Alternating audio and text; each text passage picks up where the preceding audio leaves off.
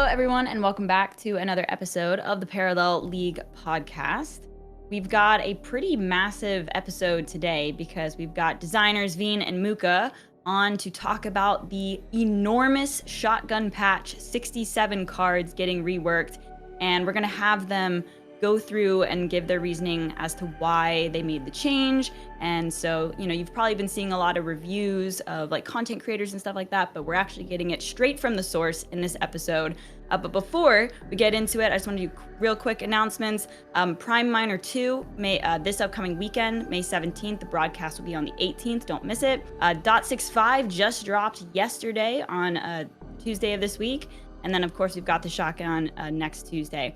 And you can, if you want to follow along as we go through this episode, you can go to parallel.life/blog, and that'll give you the visual of all the changes that are about to happen. So, Veen, Mookah, now is your time to shine and tell the people about all these different changes.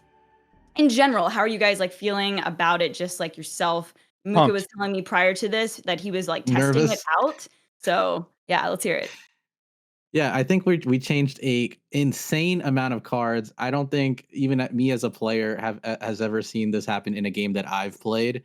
So it was a huge undertaking, but we did it in a way. We've talked about this a ton of times where we didn't want it to be too burdensome on the actual dev team to put these changes in. But just like even the changes that we made, we feel like will make an impact on the game. And Veen said excited or pumped. I said nervous because I guess this is my first go around at doing something this and massive. that's how we should feel. Like it turns out that anxiety and excitement are the same feeling. You just have to choose which one you're feeling in the moment. So like I'm nervous about it. Like this isn't something that I mean, I have an extensive background in game balance, but I've never made this many changes at the same time to something, right? So where this goes, even we don't know, right? So this isn't something that we've extensively tested. This isn't something where we were trying to craft a meta or make specific changes. This was how many changes can we get out there to take things that either weren't fun or were close to fun and just add fun to them, right? Let's make them more powerful. Let's make them more impactful. Let's make you dream about them a little more. Let's make you think about playing them. Let's take these things that had a lot of room before they were too good and get them closer to that point, right? So yeah, I'm excited to break down on each card where we went, but the overarching thing that you should remember is step one, do as little as you can to do as much as you can. Step two is try to stick to the expansion cards and the battle pass cards because alpha rework is later. And step three is let's take some risks. Like let's make sure that what we're doing here actually pays off. And make sure that we're not too scared to make some changes because what we're trying to do here is get through a content drought. Like there's a lot of time between where the meta has been and where the meta is going to be after Deception, and that keeps becoming longer and longer. And in this time, we have these game objects that we can use to inject fun into the game. So let's take advantage of that and actually do it. Perfect. That was a great tee off to getting into it. Would you guys like to start now with Marcolian? Yeah, lead us through. Like we might as well. This could take a minute, so I say let's get to it. This was actually Mookah's baby. I have been loath to change this card because where I feel the meta is going is very anti-aggro. Now we're not there yet, and I know that no one thinks we're going to get there anytime soon. But in my head, I've seen some sets come out, I've seen some cards come out, and to me, I like what Machinist does to rebuild. I like what Machinist does to openings. I don't like what it does to oppress smaller boards. And Bloodhound was just oppressive to the point where you weren't even doing what the card says anymore. You're not playing an ADHQ. You're not playing multiple types of vehicles. You're not going wide with them. All you're doing is getting the extra patches and playing it and getting the extra stats and then going to the face with it or trying to fight for the board with it. And so Mookah made a very passionate argument and he was like, listen, let's just have it literally not get Bloodhound anymore. Like I think that solves the problem. And I think he was totally right. Yeah, we bounced between like this Bloodhound Machinist discussion has been going on for quite some time, and I think we went through 8. Like I want to say 8 is not even like hits all the amount of times that we've talked about trying to balance this this interaction with these two cards, whether it's nerfing the Machinist or nerfing Bloodhound. And yeah, at the end, this was actually the straight up last change of Shotgun Patch. It went all the way down to the wire. Yep. Like I think literally right before you went on vacation last week, right? It was probably like right when it went in, and then I went in when we had a meeting with the devs and Nicole, and we were like, "Yo, please can we do this? Can we please get this in?" And they were like, "Yeah, it shouldn't be a problem." We're like, "Thank God!" Like we got it in, and so yeah, we got it in. It's the first one on here. It was the last one that went in. I'm very happy it went in. I think it will be very fun. Veen is right. When we get to Deception, you will see a lot of cards that challenge the current way parallel theory kind of goes. Like it will be less. There are cards in there that will deal with the aggro.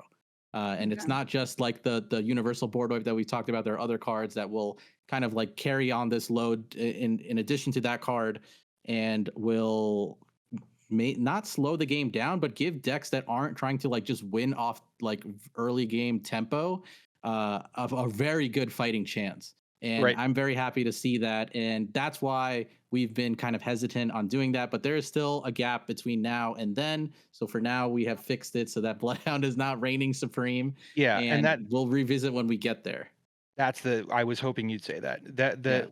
This is not necessarily permanent. Like if it turns out that this makes a wonderful meta for now and everything's healthy, fantastic. Like I'm glad that we made this change. But if it turns out that this is something that the Markolian decks need later on, this isn't something that like I'm not too proud to say this is how it's going to stay forever. Like we can make mistakes, we'll fix it if we need to. But I think that for right now, this is going to make things a lot more manageable on the ladder for the next couple of months before Deception. Yeah. Yeah. I know. I really like the change. Like you said, the gap is what is important, right? The game's got to be enjoyable now, right? So you might as well make the change. You can revert it if you need to. There must be some pretty spicy like anti-aggro tools though, just like on the way. I mean, I'm definitely looking forward to it. All right, let's move on to the next card, which is the Logistics Officer.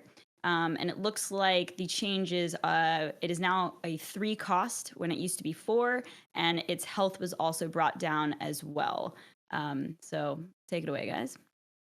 Yeah. I mean, this card was always interesting. Even when I was like coaching, we've tried this card a couple times, and it's like, it was like right there. Like when it went off, it felt so good. It felt so cool. I'm playing card. Like most people don't even know how this card works. You literally are dragging the card from the top of your deck onto the field. If it's a unit, it's so cool. It's such a cool interaction to pull off. And it was like, there's cards like Rummaging in the game. Like we even referenced it in the blog. Rummaging is a card that's like such a good enabler. And there's other 3 costs and maybe even lower that are like good enablers. Like this being at 4 just felt a little too off the curve for someone to want to try this and get the payoff. But now we've adjusted it that it's like, it's still good stat wise. It won't like just get run over or something, but like you can do the thing. Like you have this on the board and you've played a bunch of units in your Marco deck. You can now just start playing Marco units from your deck, from the top of your deck. And that's really cool and exciting. So we don't know if this card will be meta. Like we didn't make any changes being like, yeah, let's make this card meta. We were just like, let's make this more attractive and put it where it belongs. And if someone figures it out, good. Like, you mentioned in the beginning of this episode that like we've played a little shotgun here and there, but even in the deck builder, we're like, what do we do? Like we made so many changes that we don't even know. Like we have ideas, like I have ideas as I was like a competitive coach, like what I want to do. But even my first iteration, I was like, this didn't quite hit it. Like I need to explore more. And that's why I feel really excited about this. And I think Logistics Officer is a good example of that. There's so many changes like this that enable other builds or other plays. It might be amazing, it might not, but now the opportunity is like more available or clean or logical to go and try it. Love it. Yeah. Sorry, that was long-winded for that one, but yeah. No, it encompasses enough of the philosophy of why we made the changes that we're going to talk about that early on and then just reference that as we hit other cards. Because like it was important to let you cook. Like that was what we were talking about, right? Is like there are these barriers for players to choose cards, and if the barrier is just too high because the format is too fast and it's not even being considered, then this game object isn't living up to its promise, right? It's not actually trying to get into play and be strong and create fun. So that's what we're hoping for with that one. Playing from the top is always fun. It felt like an interesting, like, do I play this or Rummaging? Like, who actually knows? Let's see what happens. Yeah, absolutely. All right, let's move on to potentially Definitely the most Easily. easily the most Easily. controversial card of the shotgun patch, and that is Catherine, Sword of Valley. And she now is 5 health, okay? And I'm going to read the new ability. This card can not be in your deck if Catherine Lapointe, the Mad General, is your Paragon. After you end your turn, this unit attacks a random enemy. This unit can't attack on your turn. So essentially, it's just Catherine. You can put her in any deck now, except if you're playing Catherine as your Paragon. Yes, give us the rundown. Walk us through why on earth you thought this was a good idea. So, oh man, yeah, go first. The mistake of Catherine Sword of Valley was mine to bear. When I first started, she was one of the first legendaries I designed. And I was told to include Kathy in the set very prominently. And I thought, how better to make her prominent than to give her her own legendary card? And people were like, oh, wow, you're going to make a Paragon into a unit. I was like, yeah, I'll do something cool. I'll make sure that she has the ability to like deal out a bunch of damage and like she could activate to deal damage like she was crashing in attacking randomly, so it would evoke her old ability, but she wouldn't actually have to attack to do that. It turns out that the cost was too steep. Like that card in Magic would have been a lot more powerful than it was in Parallel, and it turns out that like I just didn't understand Parallel as well as I do now at the time, and the card just saw absolutely no play. And someone said, you know what? I don't think it would fix the card, but at least you should have made her a 5/5. And the more I thought about it, the more I realized absolutely correct. It was just a mistake to not make it 5/5. It should have mirrored Kathy. And then the more I thought about it, the more I thought, wait a minute. I'm trying to turn something into mirror Kathy. I can't use engineering to create a brand new card. Why not literally Kathy? And the moment I started, exactly what he said. I said it verbatim. Yeah. I said, why not literal Kathy? And he's like, what do you mean? And I wrote, you can't include this if Lemmy or I wrote the can't clause for ADHQ and Lemmy instead of the can clause, or the can clause rather, because that's how the other cards were written. But it was actually easier to say you can't play Kathy if you're Kathy. But other than that, that was the card in its purest form. And when we showed people, they all caught on and they were like, wait, this is just Kathy. Oh, but you can't play it in Kathy. Oh, that's cool. Oh, I can play it. So wait, I'm just going to always have this in turn 4. No, it's legendary. Sometimes I might not have it. Oh, okay, cool. And there's been controversy back and forth internally about whether or not this is a good idea. And I certainly know that there are people for whom it will feel like every turn 4 of Lemmy or ADHQ, this shows up against your empty board and just deals 5 to your face as battle ready. But I assure you that's not the case. There are going to be hundreds of thousands of games, and in some subset of those games, in the 5 or so thousand of games where this card is played in the next few months, it won't happen on turn 4 most of those times. However, whenever it does, understand that she's mad because her ship crashed and burned. The victory is no longer. This is her revenge. Look, if there was ever going to be a Paragon that gets to do this, like Kathy's like she's like the mascot of Parallel, right? So I feel like it's appropriate that it is Catherine that gets to be, in other Paragon decks. So no, I'm actually quite excited to play with it personally. I'm joking when I say it might be a bad idea. I mean, it might be, but that's right. The whole point that we're gonna see. I think that a significant portion of Catherine's power is in her passive, and I think we see that with cards like Bloodhound Transport.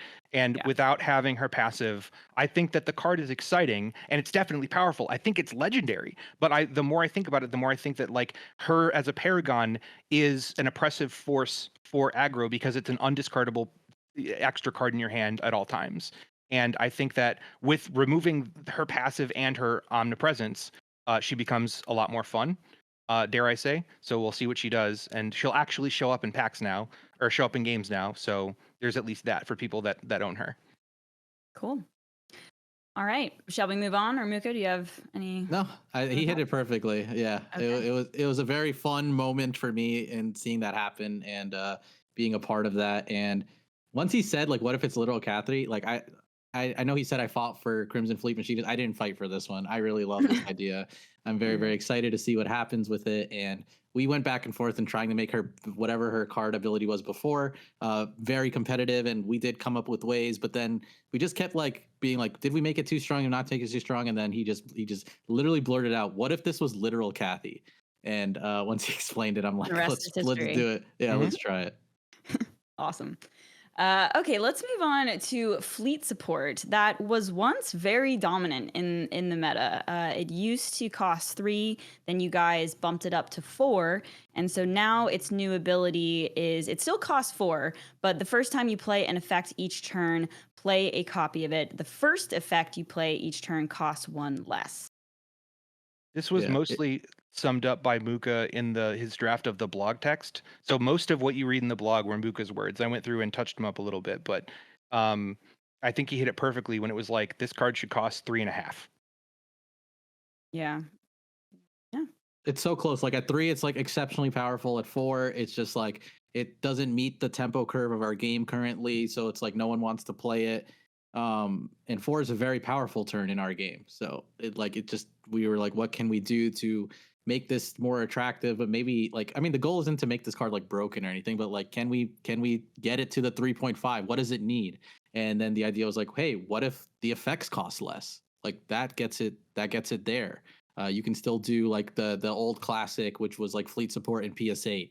Like that can still happen. You can do other cards with that, and that kind of fixes the curve. That being said, I'm so scared of this card that I already have a nerf in the chamber that I've told Veen. There's some cards that we did, and I'm like, okay. Then after like we put the blogs out or whatever, I'm like, I have a nerf ready, like in case. So we're also scared, but we're willing to take the chance. Like we want to see these cards see play. We want these cards to be fun and exciting and get them to a place where they're in the conversation.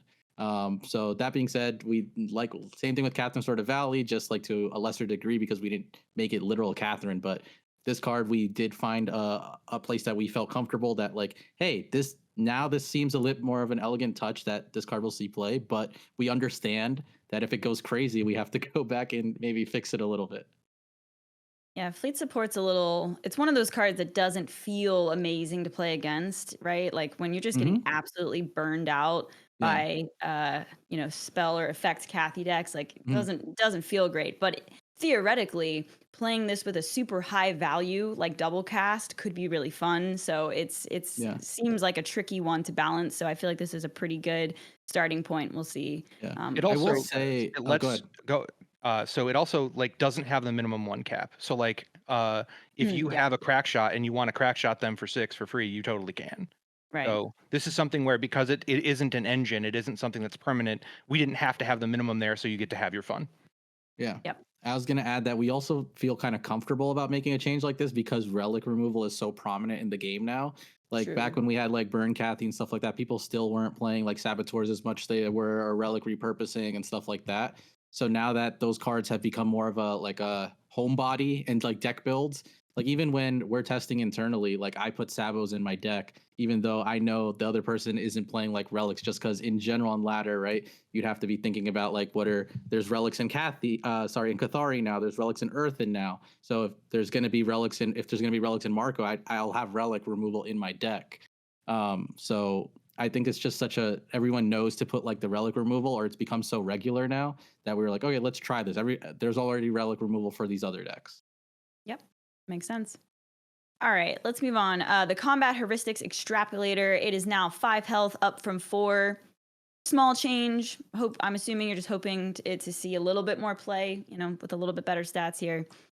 We just realized how good the Rummaging Researcher body was. Like, Rummaging Researcher taught us a lot about the middle of the game. And I feel like Rummaging Researcher came down to 4 because of how strong it was. Like, the value it was providing didn't need the health. And we looked at CHE and thought, oh, this could be a better body on the board and probably be more valuable, have a better chance to proc its effect. But yeah, easy change, but it came from looking at other 3/2/5s and seeing that was a very successful competitive stat line. Yeah, exactly. All right, the Red Sand Scout. It is now 2 health instead of 1. So also a small health change. Yeah, there was just a lot of these like 1/1s that had cool effects and had some synergies with other decks that felt like I think didn't want to be touched because there is other units with 1 attack or gunslingers existed. So I was like, okay, if we bring this up to 2, it can like if you play a 2/2 against this, fine, you get the thing, but like it still is kind of like attractive because there's only so many decks or so many cards that are just to attack out front that you can play this guy and like reasonably he can live. So it's not like an auto like, oh, he's 1 health, I'm not going to play him because there's so many cards that could just kill this. Yeah. Of all of the card changes, each of them had sort of a champion. This was a Bovin championed card. Bovin really wanted to see this change made, and he felt passionately enough about it that he was just like, Red Sun Scout 1/2, why can't we do it? Like, all right, I can't come up with a reason why we can't. We should do it. Yep.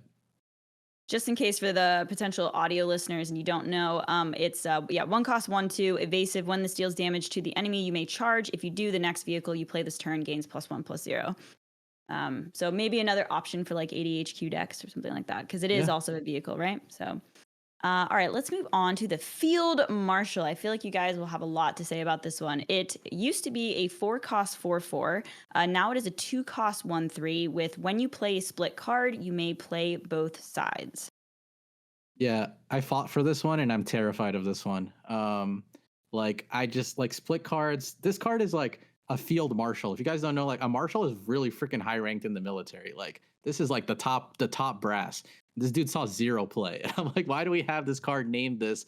And he just doesn't do anything. He's supposed to like enable all of this crazy stuff for the rest of his forces. And we have all these split cards that like we touched on some of them, but like, you know, no one's really doing this cool thing where they can play both the split cards.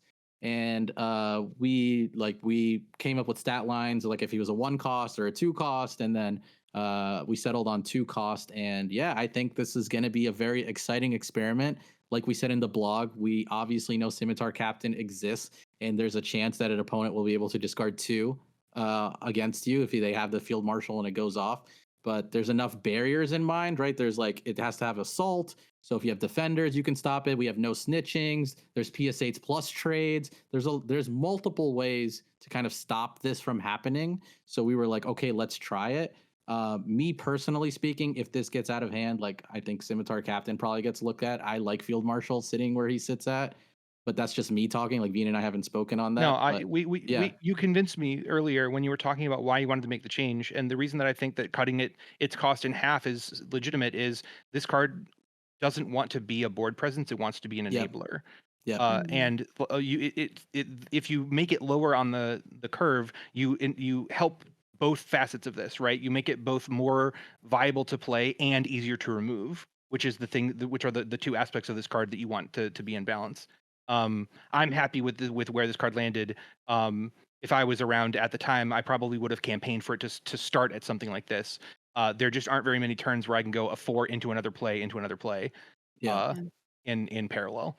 But yeah, you summed it up perfectly.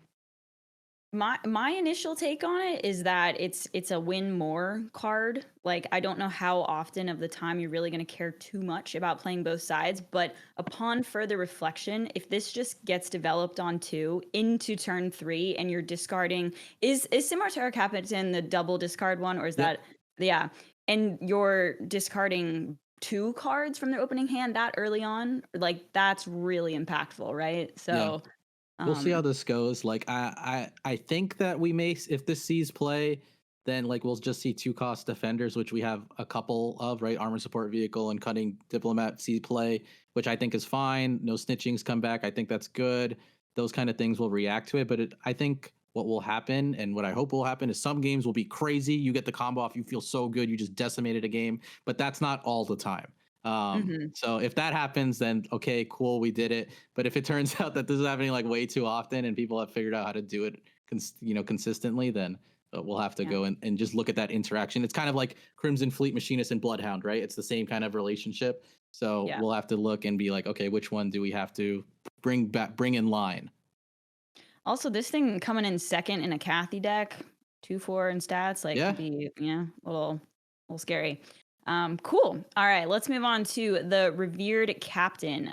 Its new ability is friendly 1 cost and 0 cost units have +1/+1, and the old ability was just friendly 1 cost units have +1/+1.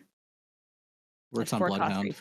I mean, I think in the future we may have other 0 cost cards, so it's just like he's buffing the 1 cost. Why isn't he buffing the 0 cost too? Yeah. Like tokens that cost 0. Things Bloodhound that costs 0, other 0 costs, like it buffs small things. It should get 1 or less, and it turns out that 1 cost or less doesn't read as well as 1 cost and 0 cost, but effectively it's everything that costs up to 1. Yeah. Okay. Ruthless Sergeant. It is now, it used to be a 6 cost 5/3 with muster, waste up to 3 friendly banked cards. For each card wasted, target a unit to deal 2 damage to. Now it is a 3 cost 3/1 with the new ability muster, waste up to 3 friendly banked cards. For each card wasted, target a unit to deal 3 damage to. Yeah, we reverted this is like, if you guys played during alpha, like this card was played mostly during that period of time. And like I think when I played, it was a 5 cost, but then we found out there was an even older revert that like, or nerf that it used to be a 3 cost. So we were like, hey, if you're Marco and you're willing to blow up 3 of your bank to try and wipe the board, why aren't we like encouraging this gameplay? Like, you're willing to sacrifice your tempo to like go all in and try to like finish the job. That seems very Marcolian.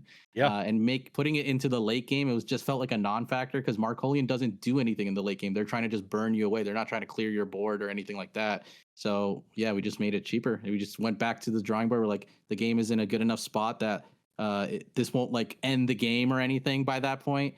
There's enough cards in play that can like swing the tide if you pop this too early and blow up a board or something. So yeah, I like that it can do. Go ahead. Go ahead. I like that it can split too. You can do 9, you can do 6 and 3, you can do 3, 3, 3. Like the flexibility of the card makes it fun against wide boards, makes it fun against tall boards, and with a cost that's like 5/3 for 6. Even if the effect was good, you're just spending too much tempo. Like you're not reclaiming the board with that. 3 for 3/1, like she's easy to clear, but she also exists on the board, so you're not giving up too much presence to get the effect. Yeah, absolutely. I think I really like that change quite a bit. I honestly had forgotten it went back to 2 because it was 3 initially, right? Dealing 3 damage, and then they might have brought it down. All right, let's see. A sustained assault. It is now a 2 cost, down from 3. Draw a card for each assault you have triggered this game.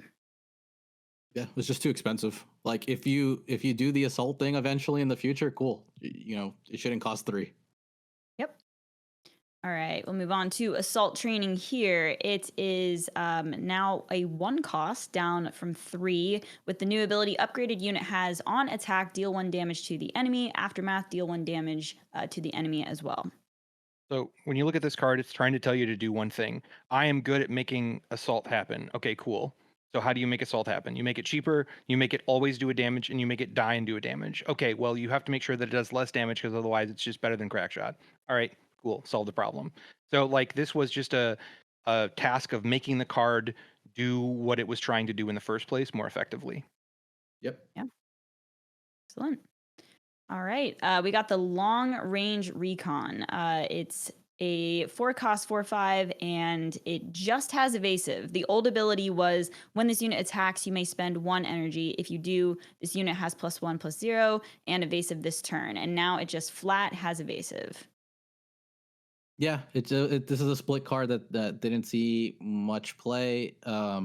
And we thought, why not just simplify this down that it always has evasive instead of you having to spend the energy, even though you're losing the 1 attack buff. Like having evasive always, we felt is just like a bit more elegant and like what players want anyways when they're trying to activate this ability. So we just gave it evasive. What is the other split of this card? It is a long way home. It is like target. Veen's looking it up. It's called a way in. And it is target unit and units adjacent to it get the old ability.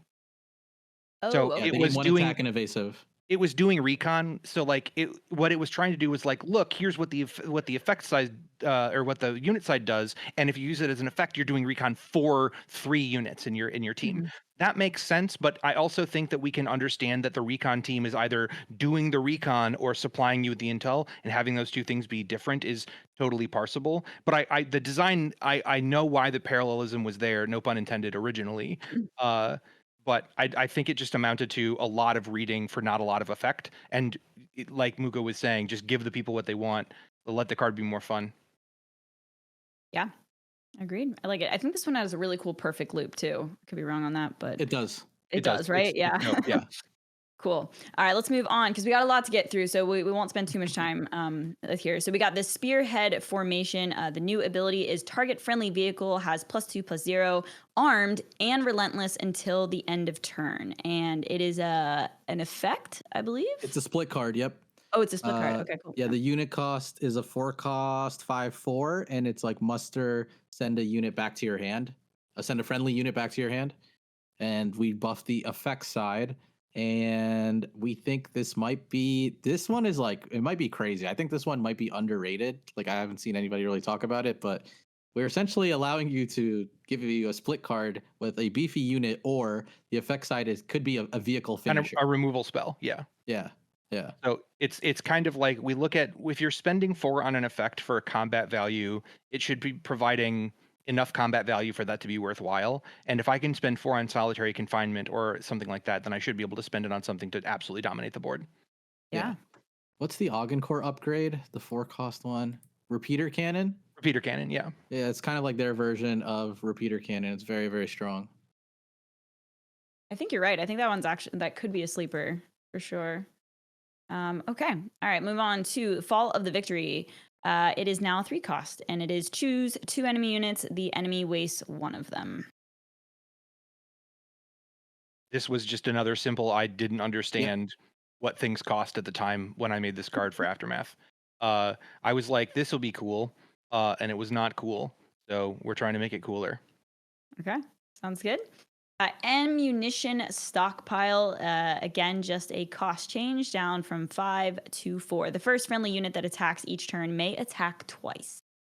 Yeah, a 5-cost relic is just a lot of commitment, so we brought it down to 4. This is still a very, very strong card. A 4-cost relic that gives a friendly unit relentless pretty much at the start of the turn. It's good. So we'll see if anybody's brave enough to try it, but we just thought 5 was a bit too expensive, so we brought it down to 4. Cool. All right. Well, that sums us up for the Markolian changes. And so now let's move on to Cathari, which I think is my personal second favorite when it comes to the changes. And so starting out with a bang, this is one of my favorite changes, the Convergent Mass. It's a 4-cost 2/2, and the new ability is, okay, at the start of your turn, if this is in your deck, this unit gains +1/+1. With muster, you may charge 3. If you do, this unit gains at the end of your turn. Clones in your deck gain +1/+1. If that clone is a convergent, it gains an additional +1/+0. And it used to be at the start of your turn. Yeah. Which meant that it had to survive the entire time. Yep. Yeah.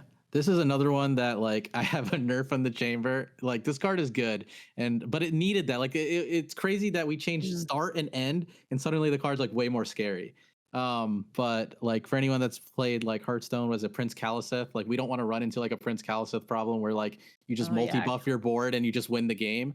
So we we were like not crunching numbers, but we talked about it a lot. And like, if this is it's a legendary, it's a high priority target. You want to get rid of it. We made it 4, so it's not as easy to like do the Prince Kaliseth thing, right? And you have to charge. So we're keeping an eye on this one. This is a very strong card.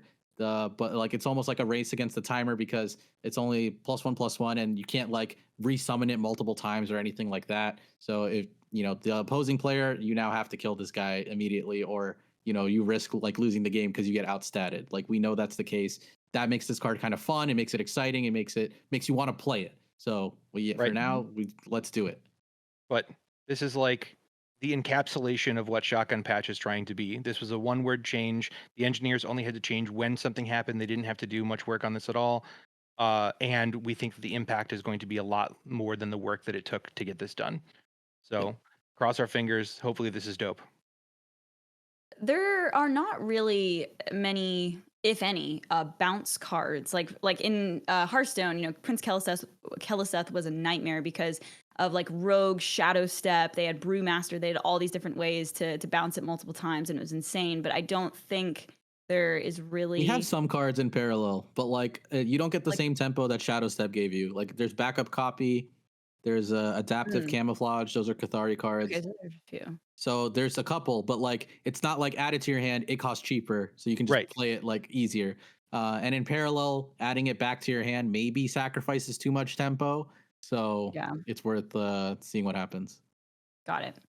Okay, we'll move on to Aalias Cradle. Love this one. It is 1 cost now with the new ability. When a friendly clone is destroyed, add a counter to this relic. Activate, spend 3 energy, destroy this relic, create a 1/1 Cathari iterant for each counter on this relic. Yep. I can't help but, I mean, this, I don't want to, I'm going to say it, but like, it probably is not great to hear, but every time I think about this card, I think about other cards we've made in other sets that will synergize well with this. Yep. And like, you don't want to hear that because you're still waiting for Deception, but like it, you know, we just wanted to take out some of the constraints. No more, not just iterants now, on clones, cost cheaper. So if you do have an iterant game plan, we still have cards in our game that work with this, right? Like the Galleon Orator and stuff like that. So if you do iterant plans, we made it easier for you to do the iterant plans. Is this a legendary? Yes. Yes. It is. Okay. Yeah. This one, as long as this was cool with narrative, like I didn't know if it was strictly iterants that needed to die to trigger this. But as long as it creates iterants, then it's totally fine. It's using whatever material goes in. But this is something where I'm both excited for this card to be good immediately and excited for this card to be good in a world where rebuilding after a wipe is important. So I think having this people be like good and start to get on people's radar now is cool. I love it for Asio being able to synergize with the subjugate, just, you know, burning a ton of cards off the top to get you closer to her cast. So yeah, love that one. The Rubicon, not a huge difference. You've just added shielded to it. Solid. Removing nerfs. Yeah. We even explored going back like further and was like, can you do like the old like domino loop or something like that? And we were like, all right, let's settle at shielded. This card is good. I would love for this card to see more play. I really liked this card when it was like kind of more used. So yeah, we gave it shielded back so you can start to do the things again. I would love to see some more value-oriented Cathari decks come up, not just like a token swarm, and I feel like this would go perfectly in that. Okay, the Velanantum Scout. I used to call this Velantum Scout all the time. Velanatum Scout. Yeah. Sorry, guys. The new ability, Evasive. It's a 4-cost 3/2 a unit with muster. Look at the top card of the enemy deck, and it's increase its cost by 1. Aftermath, create a 2/2 convergent. Yeah, this is a 5/4. I mean, a 4-cost 5/4 because you get the Aftermath 2/2 stats, right? And we wanted the effect to just guarantee happen like this. I generally feel, as someone who came from like the competitive scene of Parallel, that on attack effects generally are low impact. Like if they go off, they're cool, they're scary, but like for the most part, they get answered rather quickly and they don't get to do the thing that they were trying to do. And we're with Cathari. I was like, okay, what if this is just a muster? I think this one came from the community actually. Like I saw this somewhere and I brought it in. I'm gonna say Penzo. I think Penzokin. I think is the name that's popping in my head when I think about this card. So shout out to him. But like, yeah, this one just felt like a nice, elegant change. We change it to muster. It goes off. It synergizes with Scipius. It's still a 5/4 body, so it's like good for trading.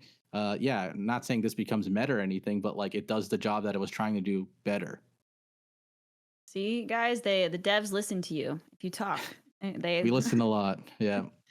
Okay, Echo of Ancestors. It now costs 2, down from 4. The card reads, target unit gains the abilities of a random unit in your deck, and Aftermath, the next unit you draw gains this unit's abilities, including this one. Units can only gain this Aftermath once. I think this is a fascinating card. I don't know where it goes, but I hope people figure out something cool with it, personally.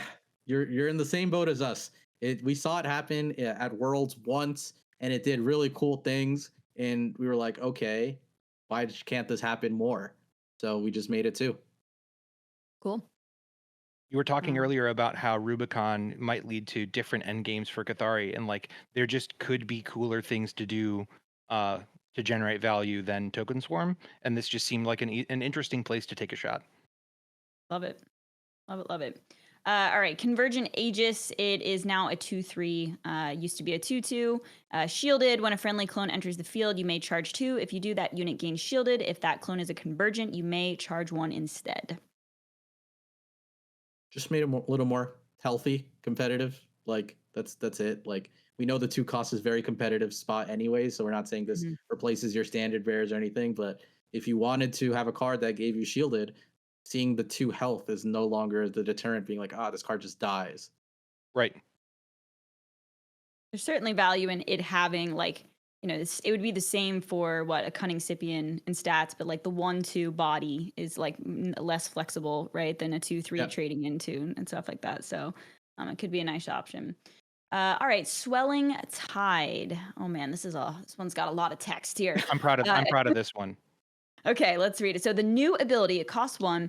If you have fewer units than the enemy, look at the top 3 cards of your deck and put a unit from among them into your hand and the rest on the bottom of your deck in a random order.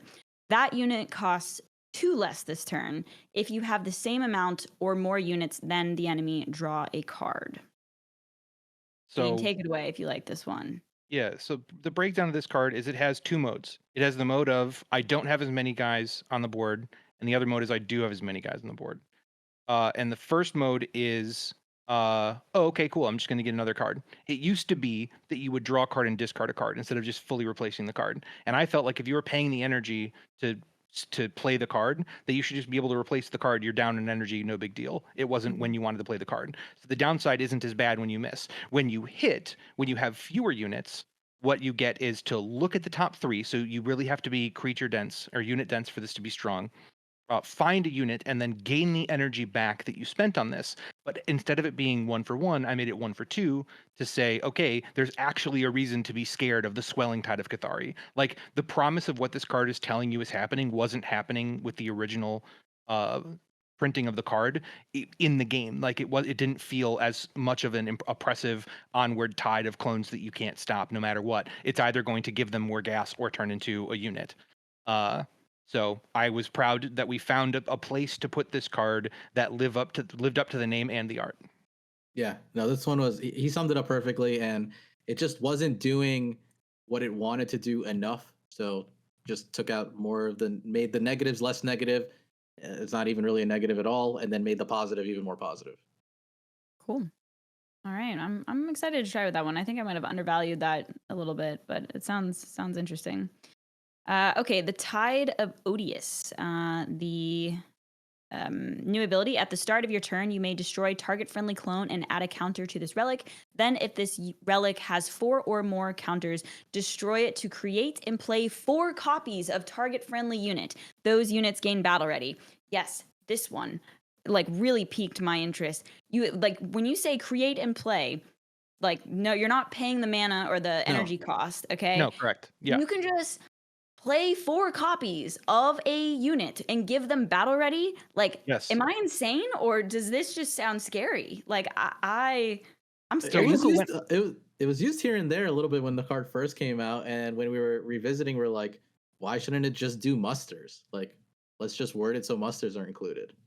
So you say but Mookah went on a tear where it was like 3 or 4 cards where it was like, this doesn't work with muster and it should work with muster. This doesn't work with muster and it should work with muster.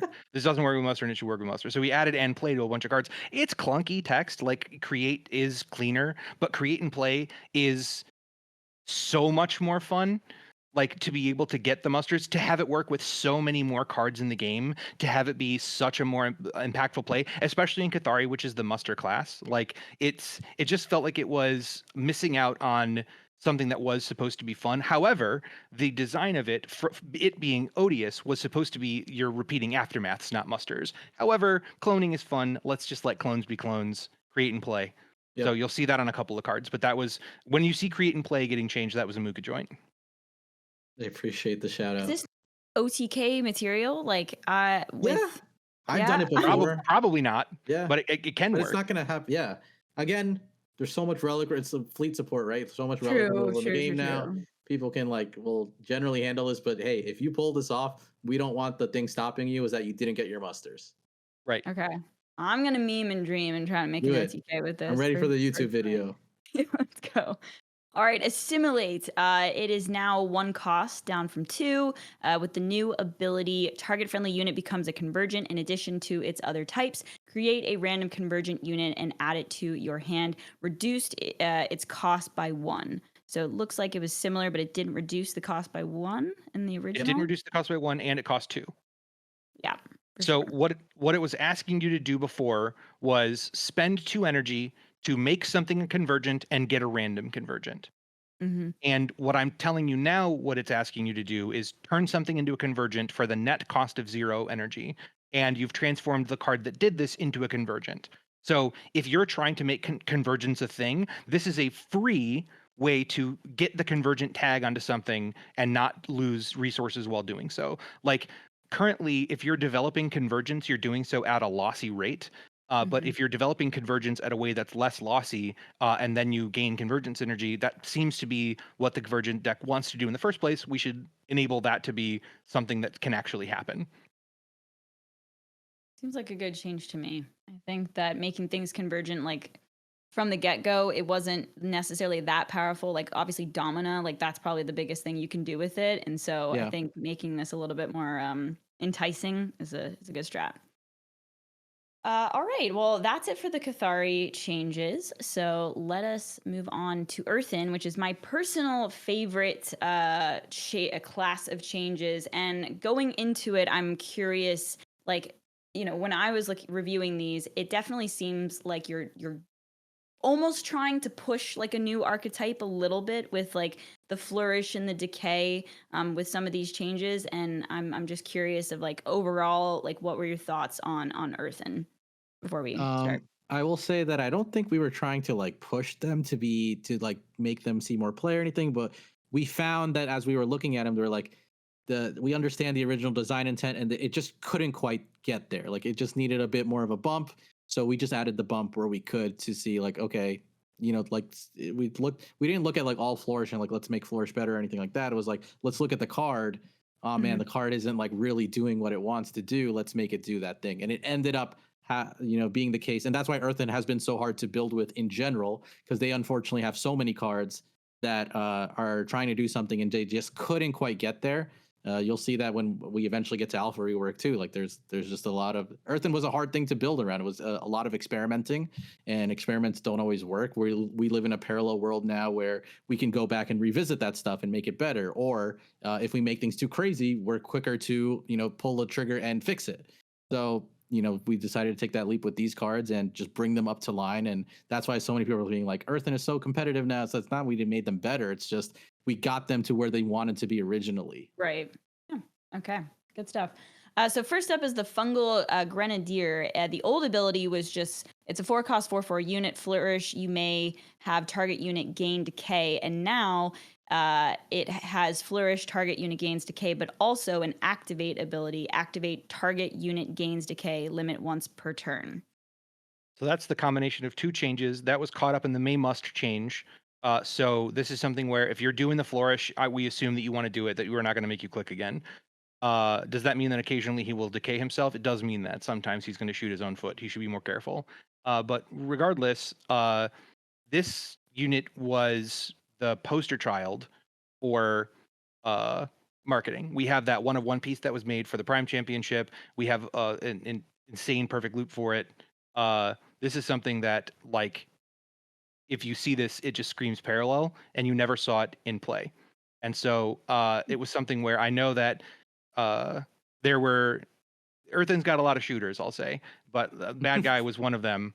And he was saying, can't you at least give me a muster? And I was happy to say that we could actually deliver one better, because this has all of the flexibility and power of a muster, but also has the ability to activate on subsequent turns.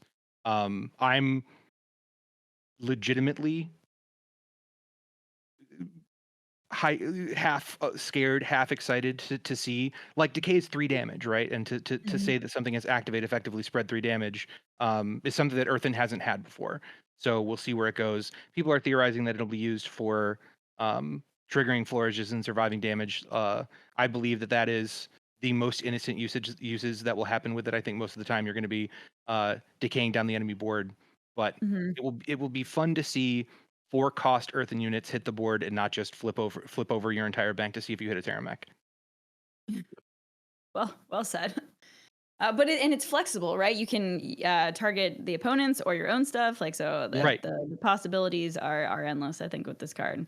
The more I look at it, the more I like it. So cool. All right, let's move on to Helm, which is kind of scary. So Helm used to cost 3. It is an upgrade, and it says upgraded unit has on attack, put the bottom card of your deck into your bank. If you have 8 or more cards in your bank, upgraded unit has +3/+3, and if the upgraded unit is destroyed, you may put Helm of Avigdor into your hand. So this was a Battle Pass card. It just didn't quite see enough play, and taking a risk here, making it 2. Earthin is the ramp deck, and like it was a shame that this card was made and like didn't see any play because your Steward of the Garden would get answered, and then suddenly no one wanted to play this anymore because you couldn't ramp on turn 2. So why not just let you ramp on turn 2? Like it is the ramp deck. Like go ahead, ramp. We will not stop you because your Steward got answered. You can continue to ramp, and Earthin having access to Stabilized Shard and this card is crazy to me. But it's what Earthin what this card wants. It wants to like be used to like get the ramp going and then start, skipping ahead and Earthin getting his advantage because I out ramped you. I can now play cards out ahead of curve. So we'll see how it goes. Like this one is actually one that I'm not as scared for. I'm very excited about. I just want like this was one of our earliest Battle Pass cards, and I think I can guarantee you to have seen a dramatically low amount of games. Like if we pulled up the stats, it would be probably crazy low. So I'm very happy that this looks attractive and it'll be good. So yeah, just use it. You should use it. It's a legendary. I think it's going to be very good at 2. Yeah. Personally. Okay, let's move on to the Citrine Rose. I absolutely love this change. The Citrine Rose is just that one card that, like, whenever it gets summoned randomly, and like it just always feels so bad, and so now the 6 cost 4/5. It's the Earthin legendary vehicle. It has decay and attuned. Dormant adjacent units have defender. When it's awakened after a friendly unit with flourish survives damage, trigger its flourish ability. But now you've changed it so that it has an activate, and it allows it to change its attuned state. So you get to pick which one you want it to be in, adding much more flexibility to the card. That's what we were aiming for, effectively, was make the card feel like it's doing what you want it to do when you want it to do it. It's the Earthin flagship, so you should be able to have tactical advantage when you want tactical advantage. Love it. At first we were debating like swapping them or making one a muster or like doing all these things, and then we're like, okay, why don't they just choose? Why don't you just let the player choose which one they care about doing? Great. Absolutely love it. All right, Gafar's Peacekeeper. This one also, bless. So happy about this change because as someone who has tried to put this in many Gafar decks and it just never gets its trigger for Pacifist, I saw this and I got so excited. So it's a new ability. It basically just allows you muster target unit gains Pacifist, and then it has its dormant and awakened states where it swaps between, giving a unit Pacifist or not, and it just essentially never got it triggered. So now it has a muster. It'll get some value immediately when it comes into play. Yeah, this is Gafar's most expensive pacify unit. Why shouldn't he pacify? Like when he comes out, he's literally the Peacekeeper. So go and make peace. This one will be I'm very happy to see this. I've used this in game. It's good. I've seen him use it in game. It's good. Yeah. It's very so it's very good. We're happy about it. Well, there's not that. Okay, I mean, there's Change of Heart. Like, there's not that Change of Heart, many. Peace Pipe, Emissary of Gafar, Peacekeeper. Yeah, and then Emissary is kind of tough, I feel like, to get off. But Peace Pipe and Change of Heart, I think, are the biggest ones. So I'm stoked for this. All right, let's move on to Nehemiah's Mycelium uplink. Veen's shaking his hands there. Okay, the new ability, this card costs 1 less to play for each revealed banked card. Mycelium uplink enters the field with 5 counters on it. At the end of each of your turns, remove a counter from it. For each defender, you control +1. And then while it has no counters on it, whenever you would draw a card, instead search your deck for a card and add it to your hand. Veen, tell us. So this was a story spotlight card. where this was an attempt to convey a tense battle scene between the forces of the Earthin and the forces of Nehemiah's Earthin and the forces of Lemieux's Marcolian. And during this battle, Nehemiah is in the center of the city trying to get her Mycelium uplink online and effectively unite all of the Earthen troops, give them immediate battlefield intelligence updates, and it would have turned the tide of the battle. But before she was able to, the defenders fell and Lemieux broke in and took her captive. And you're actually going to see her captive in later sets. Yep. We even threw some lore on this for the blog. Wait, hold on a second. Where do we know this? Is this I tried to sell you in the card. So like when Greg told me, so this is why the card's designed, like you read all these words, but like if you hear the story and you read the card again, it's like, oh, it kind of means this, right? I tried too hard. I got too lost in the sauce.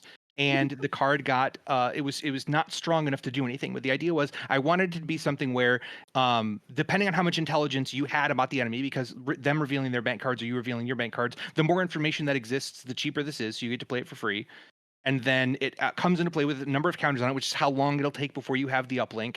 And then the number of defenders that are still alive is how much progress you get to make against the challenge that you're trying to do. And then what happens when it's online is every draw that you make is exactly the card that you need. Every time someone needs supplies or resupply or reinforcements, it's always there because Nehemiah has perfect information of the battlefield.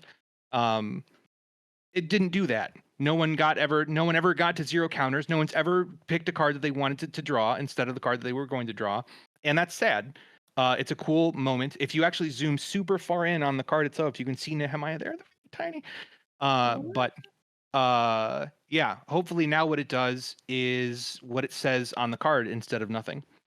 So we've changed it to be at the end of your turn, just like Convergent Mass, and with fewer counters. It still should be very cheap to play, especially in Earthin. Yes, it's 4 cost. Wow, I have such a newfound respect for this card. Like the lore behind it, I can see now it's in the little blurb above the change here in the blog post. Awesome. And also just like Mycelium, in mushrooms, like it's so cohesive and like how they all talk to each other. So that's really cool. I love it.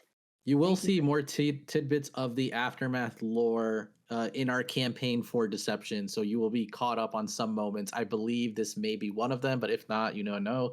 But yeah, it needs to be more of a race, right? Lemieux is trying to stop this thing. Nehemiah is really she needs to get this online or they lose, and we wanted that race to feel more like a race. Cool.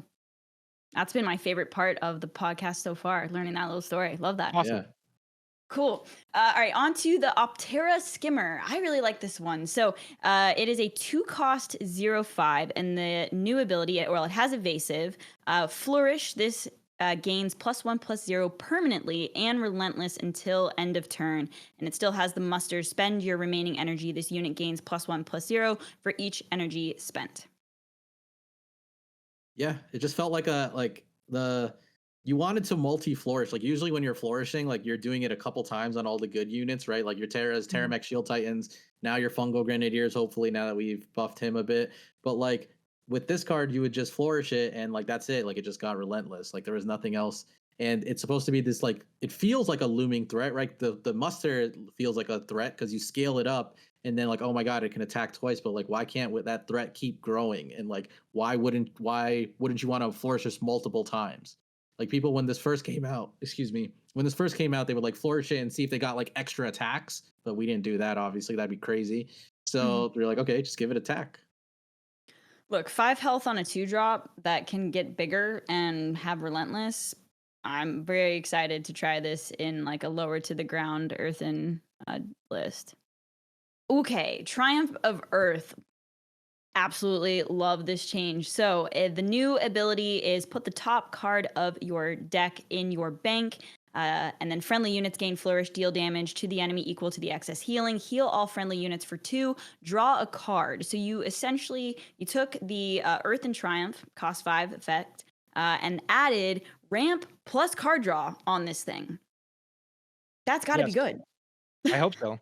So the reason that a lot of the triumphs were good is because they all have various forms of card advantage.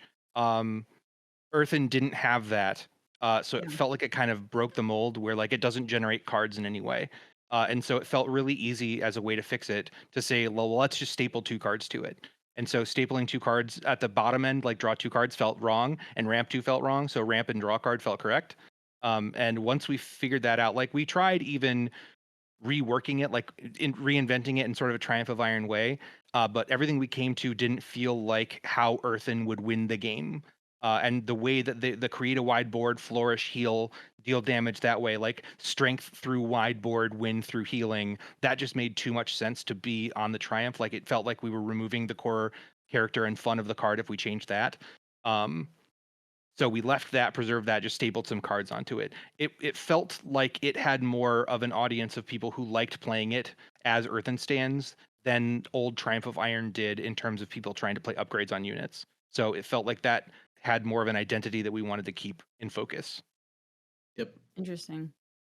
What Paragon do you think this type of deck fits the best in? Or between the 3? Probably I mean, I would love... Yeah. Shoshana, probably you're gonna Shoshana, I think. Yeah. I would love to see this in like if we ever get to a world where we have like big Earthen, like there's like big Druid big all Druid the time in Hearthstone.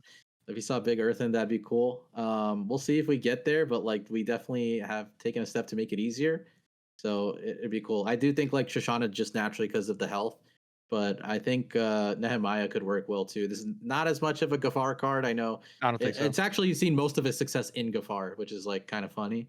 But like with the buffs we've given it, because it's usually like the Gafar finisher. It has like the widest board. With the widest board, you buff them up with Change of Hearts, and it like finishes that way. But if so, it probably still works there. But like for the buffs that we gave it, it would probably fit more in Nehemiah and Shoshana. Yeah. Cool. But still flexible. Could go into any of them. It certainly didn't get worse in Gafar, that's for sure. No. Yeah, true. All right, let's move on to Paradigm Shift. This is an upgrade. It costs 1 now. It used to cost 2. New ability is upgraded unit has +1/+2 when it used to just be +0/+2. And then also double any healing upgraded unit receives. This one was Bavin. Okay. Like this he said it and no one fought. Like we just sat there. We're like, okay, cool, next. Like this is good. And the thing is, it just at 2 it didn't do anything. And without providing an attack, there isn't really an incentive to play it on a unit aggressively, and therefore you're not going to be trading. Therefore, you're not going to double the healing on this unit. Like if it did something like all your units' healing was doubled, or something like that, where it had more of a presence, that would make more sense. But like it didn't have enough compelling gameplay inside of it to say actually play me, and now it does. And I think that the Bobbin change is great. The original idea is like it required too much. Like you have to pay 2 energy. You need a unit that wants to get overhealed or like a lot of healing pumped into it, and you need the healing. You need the card that's supplying the healing. So it was just way too many factors. So we made it just more attractive that it gets the stats. But hey, if you're fighting with this guy and you start healing him, he'll live longer. He'll do the thing better. Better or worse than fungi? I don't know. I think it's worse than fungi, just because of how fungi is positioned. It's a lot of like. So here's the thing: if you look at it as energy for stats, like 1 for 1/2 is good stats, but it's not the best 1-drops in the game. 2 for 2/3 is like some of the best units in the game, right?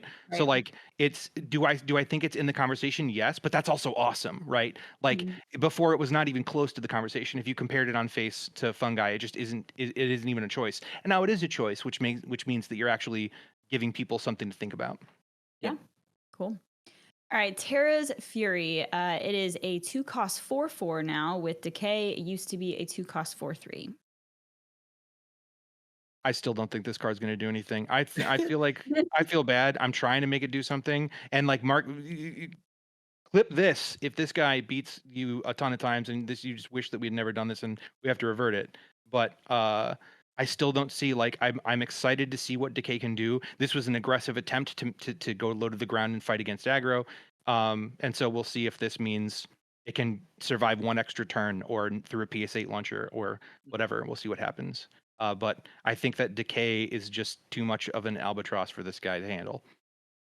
I actually will say I disagree. I think this is, I am very excited to see this one. I don't think this is like the meta breaker, but I think the 1 health like really stands out because can make the card a 2-for-1, which is what like best case scenario for Earthin, right? It's like mimics that Terramech feel where you took 2 cards to get rid of my guy. Okay, cool. And if not, like there's tons of, we have healing with Altar of Gaia. Somebody can go maybe be inspired with like the paradigm or fungi or all these other things to kind of like keep it going. And it's like it's just 4 attack is a lot. So if you can keep it alive, that's good. I don't know how good it will be, but I think it's definitely in the conversation that like this card is not useless anymore. Like this card can actually do something. So the I like potential that. 2-for-1 is why we made the change, right? Like Yes. I'm still there. I understand that going for the 2-for-1 and more often getting 1-for-1 is like the dream of playing this card. I hope that it can convert some of the time to that second card. But if it's still a 1-for-1, I feel like it's an interesting 1-for-1. So I like that people are going to experiment with it. But yeah, don't at me if he's still bad. I'm sorry. I mean, after decay, it's a 4/3, right? Like 7 stats for 2. That's pretty significant.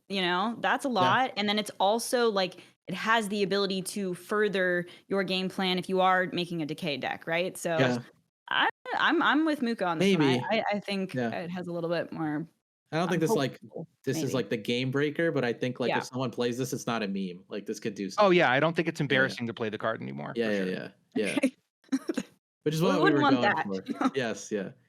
This comes down on the board. So embarrassing. Okay. Yeah. No. All right, let's move on to the Terraformation Engine. Oh, I love this one. It now costs 3, and it says effects that target you or friendly units cost 1 more, and friendly non-token units have Aftermath. Choose one, create a 1/1 Mycelium token, or draw a card. Love this. I love this card. This one, I mean, Veen, correct me if I'm wrong, but I think this one hit harder within the Earthin stands than we expected it to. No, I thought it was going to go hard. Here's the thing. When I see this card, I'm surprised it's already not strong.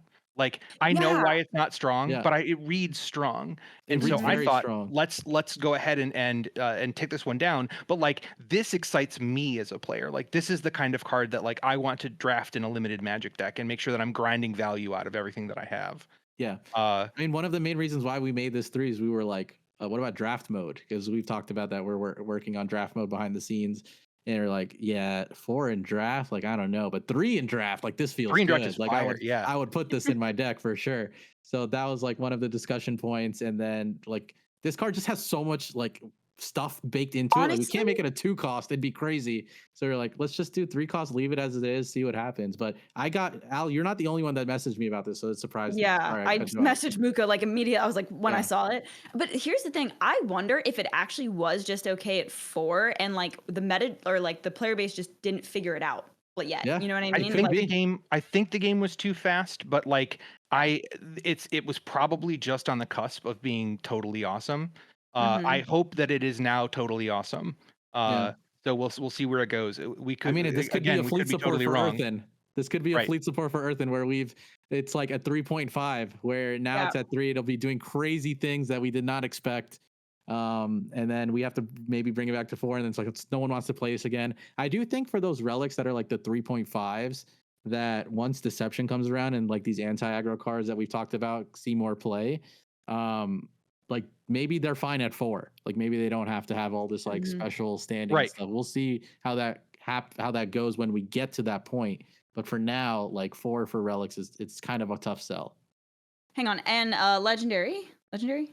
No. Nope. No, it's not a legendary.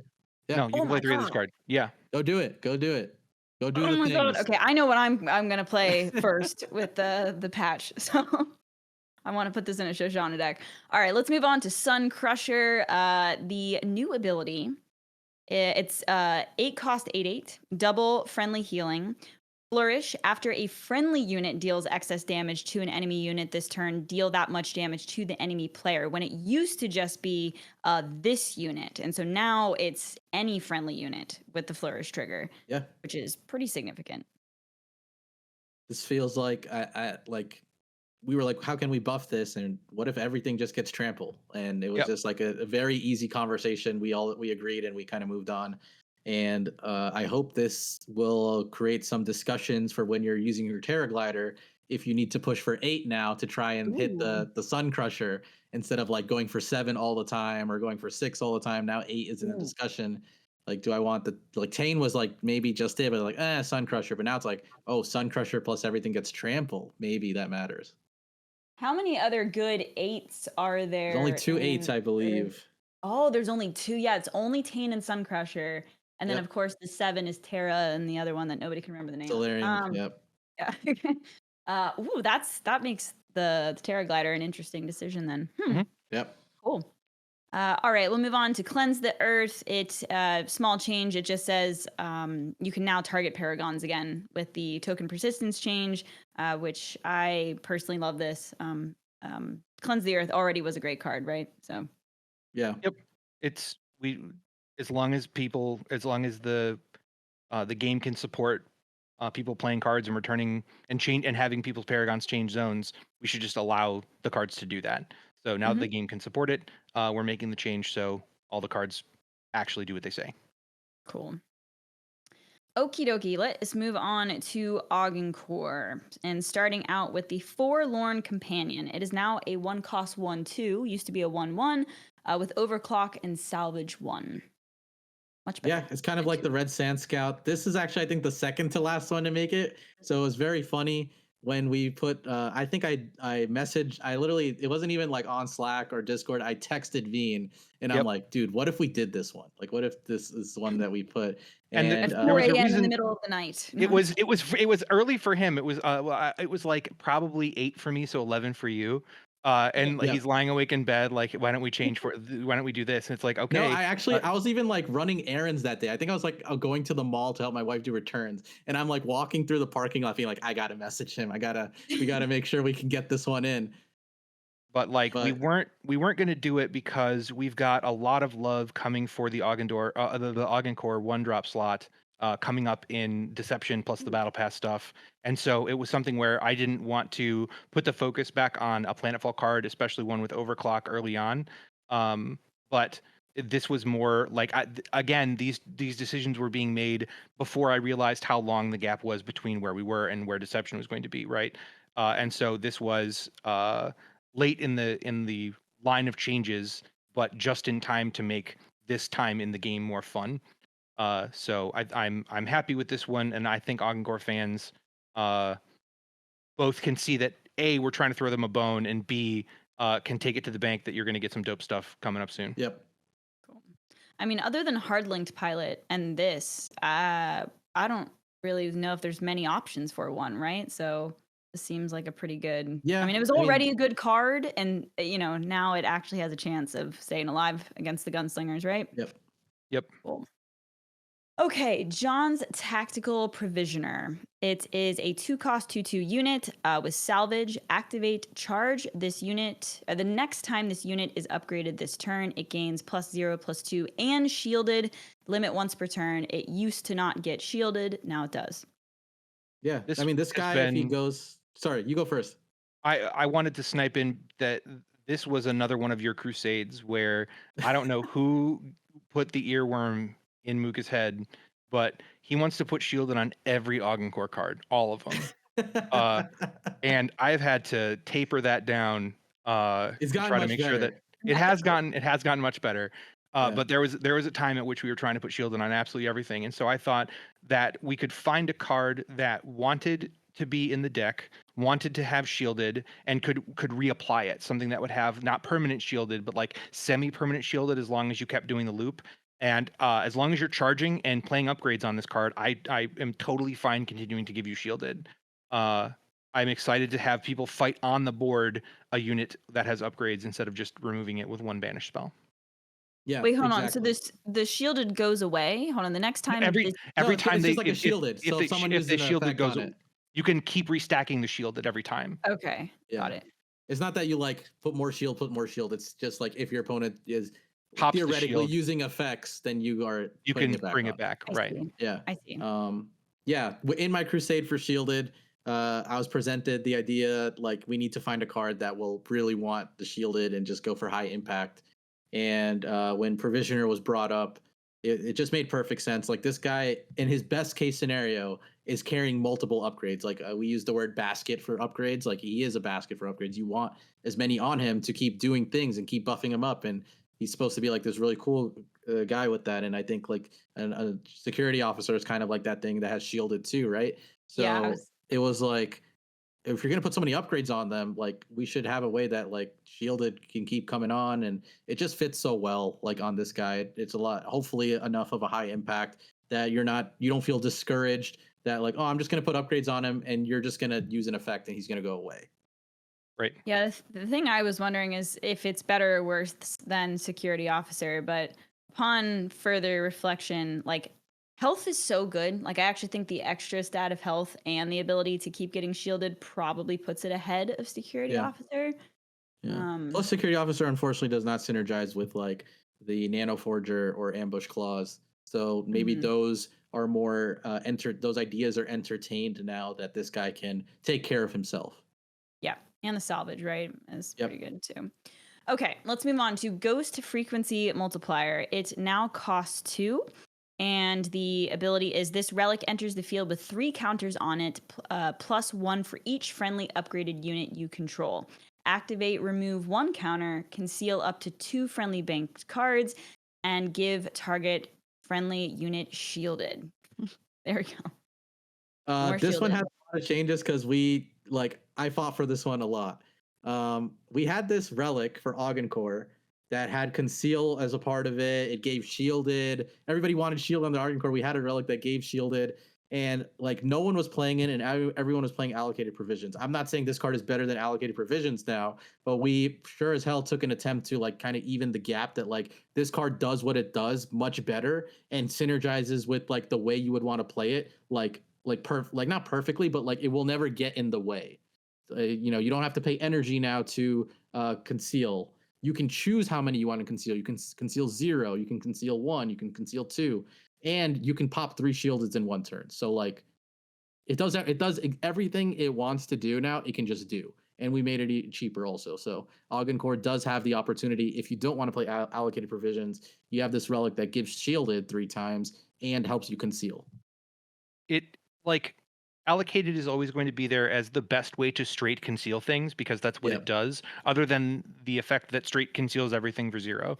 But if what you want is a little bit of conceal and you want a little bit of chocolate with your peanut butter and you want, I want some conceal, but I want to get more than just supply caches in my deck somewhere, this is stronger than that on a counter for counter basis. But again, it's not trying to outseat allocated. It's just trying to be in the conversation. Yep. Cool. I like it. All right, let's move on to Voxtech drones. I really like this one. It is a 2-cost upgrade. When this upgrade is attached, it deals 2 damage to target enemy. And enemy could be face, because just for pointing that out. When it used to be when this upgrade is attached, it deals 2 damage to a random enemy unit. Okay, so you just made it targetable now. Yeah, it should be more lethal. It's 2 cost. It should feel stronger than a PSA if you're playing Augencore maybe, and you do the salvage thing. It should feel like a way to like clinch wins if you like chain it with salvage and you like hit face a couple times. Like it should be a lot more flexible. It was like this card that you would like randomly overclock and you'd like sit there praying that like maybe be useful because this card sucks. Please do something. And now it's like, oh, I can play this and it does something. I got this used against me in internal testing and I was like, dude, this is rough. Like this is better PSA. Like killed like 2 or 3 of my units and was able to do like extra, like gain a lot of momentum on top of that. So yeah, I think this card will hit and will do well if you want to play this kind of play with Augencore. If it was random, it almost would have been better like to localize it to units, right? Because if it goes face in the early game, no one's happy. It just feels bad, and like it's a 2-cost, so it is like a tempo thing. But now, much better being able to target the enemy. We took off the training wheels, put like new gears in, and we're just like, just ride and see what happens. Yeah, just ride. Sounds good. Nano Enhanced Fire Team, 3-cost 3/3 units. On attack, create a 1/1 nanobot. Aftermath, add a nanobot exosuit to your hand. What is the stats of the exosuit? Because exosuit is literally fire. It's this, but as a unit. When you attach it to someone, that unit gets on attack, create a 1/1 nanobot and +3/+3. Yeah, and it's a 3-cost upgrade. So it is this unit in upgrade form. Just staple onto a unit. Yeah. Got it. Okay. So it used to go in your deck, like, yeah, some people tried it, but like it never like felt like it was doing the thing. Like you'd have to try and see the upgrade. You didn't feel like you got extra value out of it. So we're like, okay, now it goes to your hand. If you have another unit, boom, put it back on it, buff it up, can run in. If you're playing like Grawl or any of these other cards, like you can bank it and synergize with it, like do more Core things. Trying to decide how impactful I think that would be, but that's interesting. It's certainly much better going to your hand than into the deck. The biggest upgrade is that effectively you draw the card. Like it's not because when it went into your deck, not only did you not have it, but you had to draw it to get it.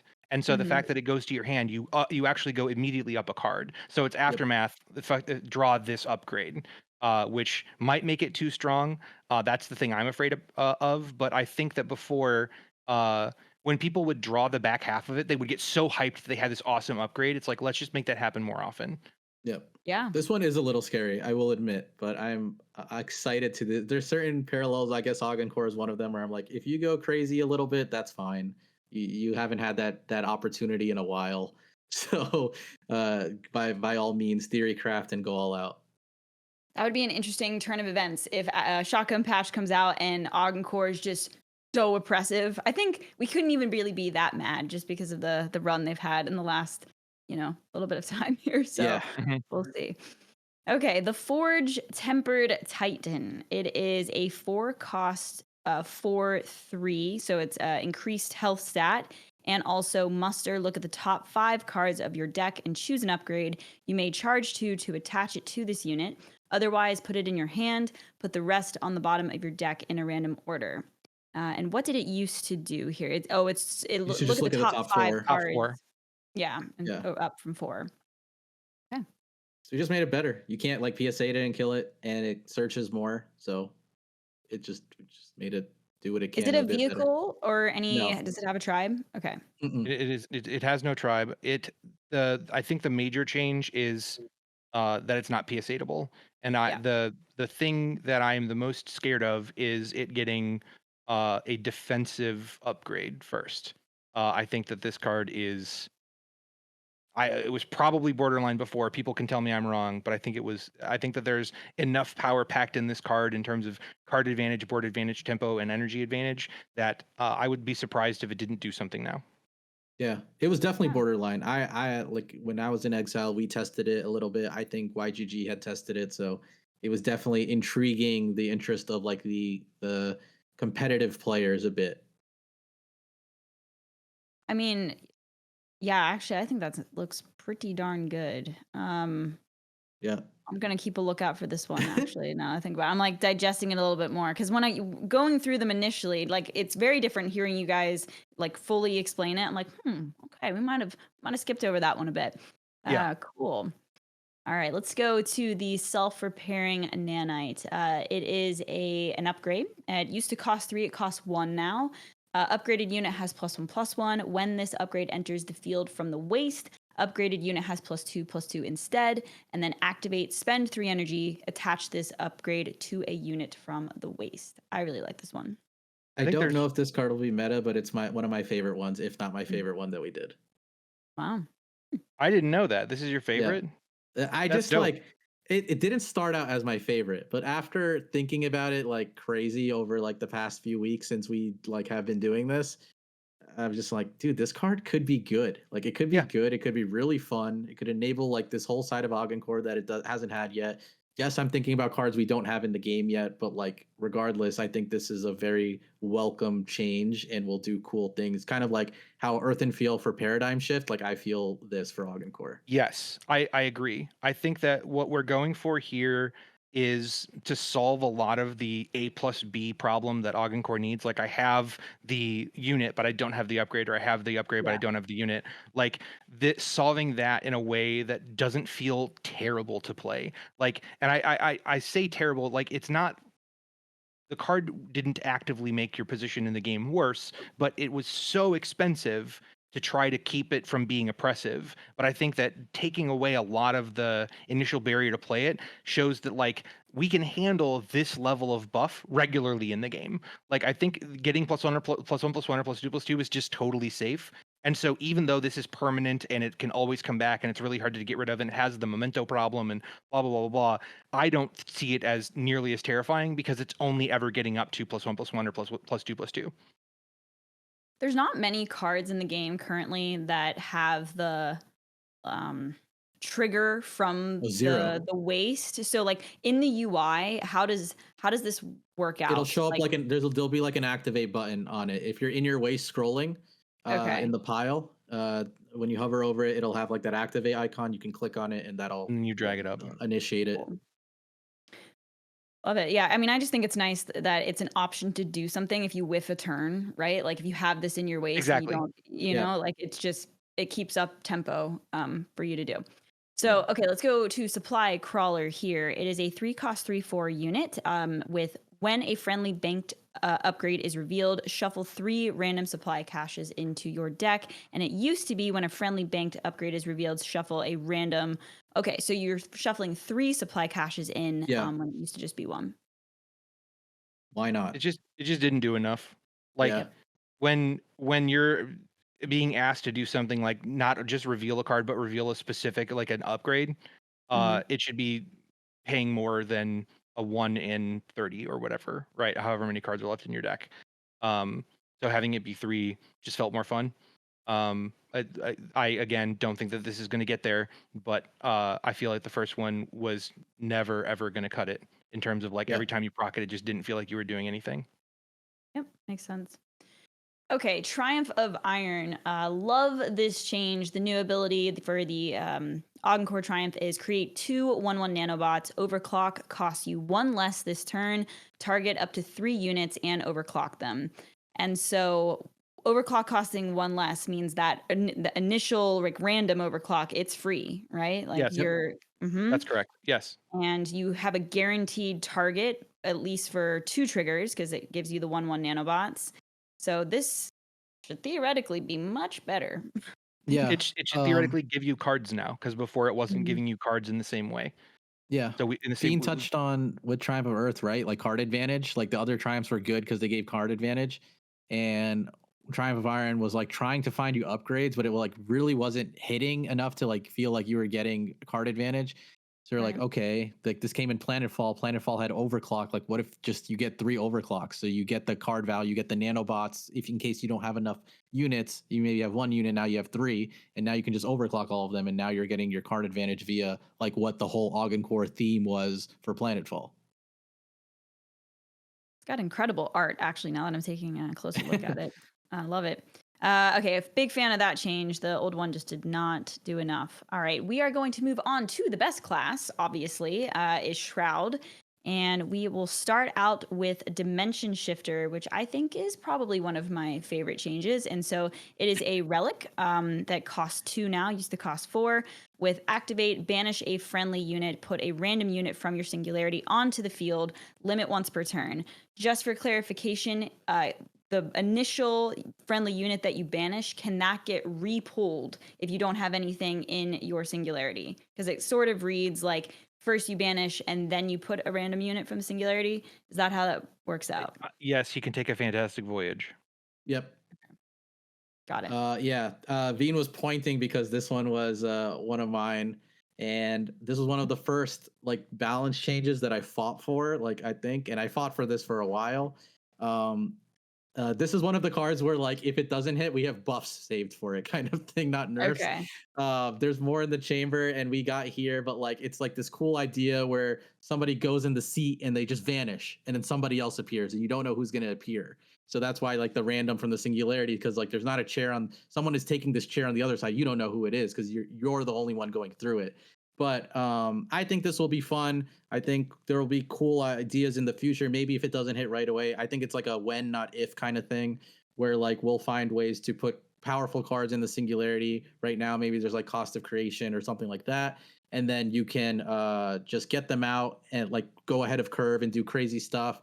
It synergizes with Brand's passive. You can get the tokens out immediately, right?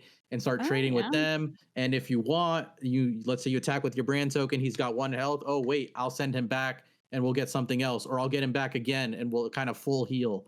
So it's kind of like this kind of different style of play maybe for Shroud. I just wanted it to exist. I'm not saying this is the way to go, but I wanted the opportunity available that like, hey, if you want to play Shroud like this, maybe we'll give you this card, maybe we'll give you some other cards in the future that you can do this kind of play and it'll be fun and exciting, and you never know what can come out of the Singularity and just like win you the game because you're just like trading in this really cool way, or Brand's passive is buffing up all these units and they're coming out and just attacking and then going back out, like tag teaming.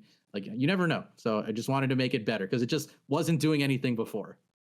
I can't wait for the clips of you're playing, what's the Fanatical Crewman? And you get like Bora or like crazy, your opponent's big units, and then you get someone get in the chair. Someone get in the chair. Bora's got to come in. Get in the chair, buddy. You're going out. Get Bora in here. The content creator card. And it also like, it doesn't feel great to like kill your own units and that type of stuff. But like if you're banishing, you're not really... You're just putting it into the Singularity. They're just going away. No one. They're not killing anybody. The Shroud are pacifists. All right. No one kills anyone. We just send them to the Singularity. It's fine. We erase them from existence. It's not killing them. It's just not killing them. It's not killing them. How can they come back if they were completely dead? Huh? Yeah. Explain that. I also didn't realize that's a chair, but it totally is the dimension shifter. All right, moving on to Marionette Mastery, adding the and play here. So create and play corrupted copies of 4 different random non-Paragon units from your Singularity, meaning that you are going to be still paying the health in the corrupted, right? So you can't go too crazy.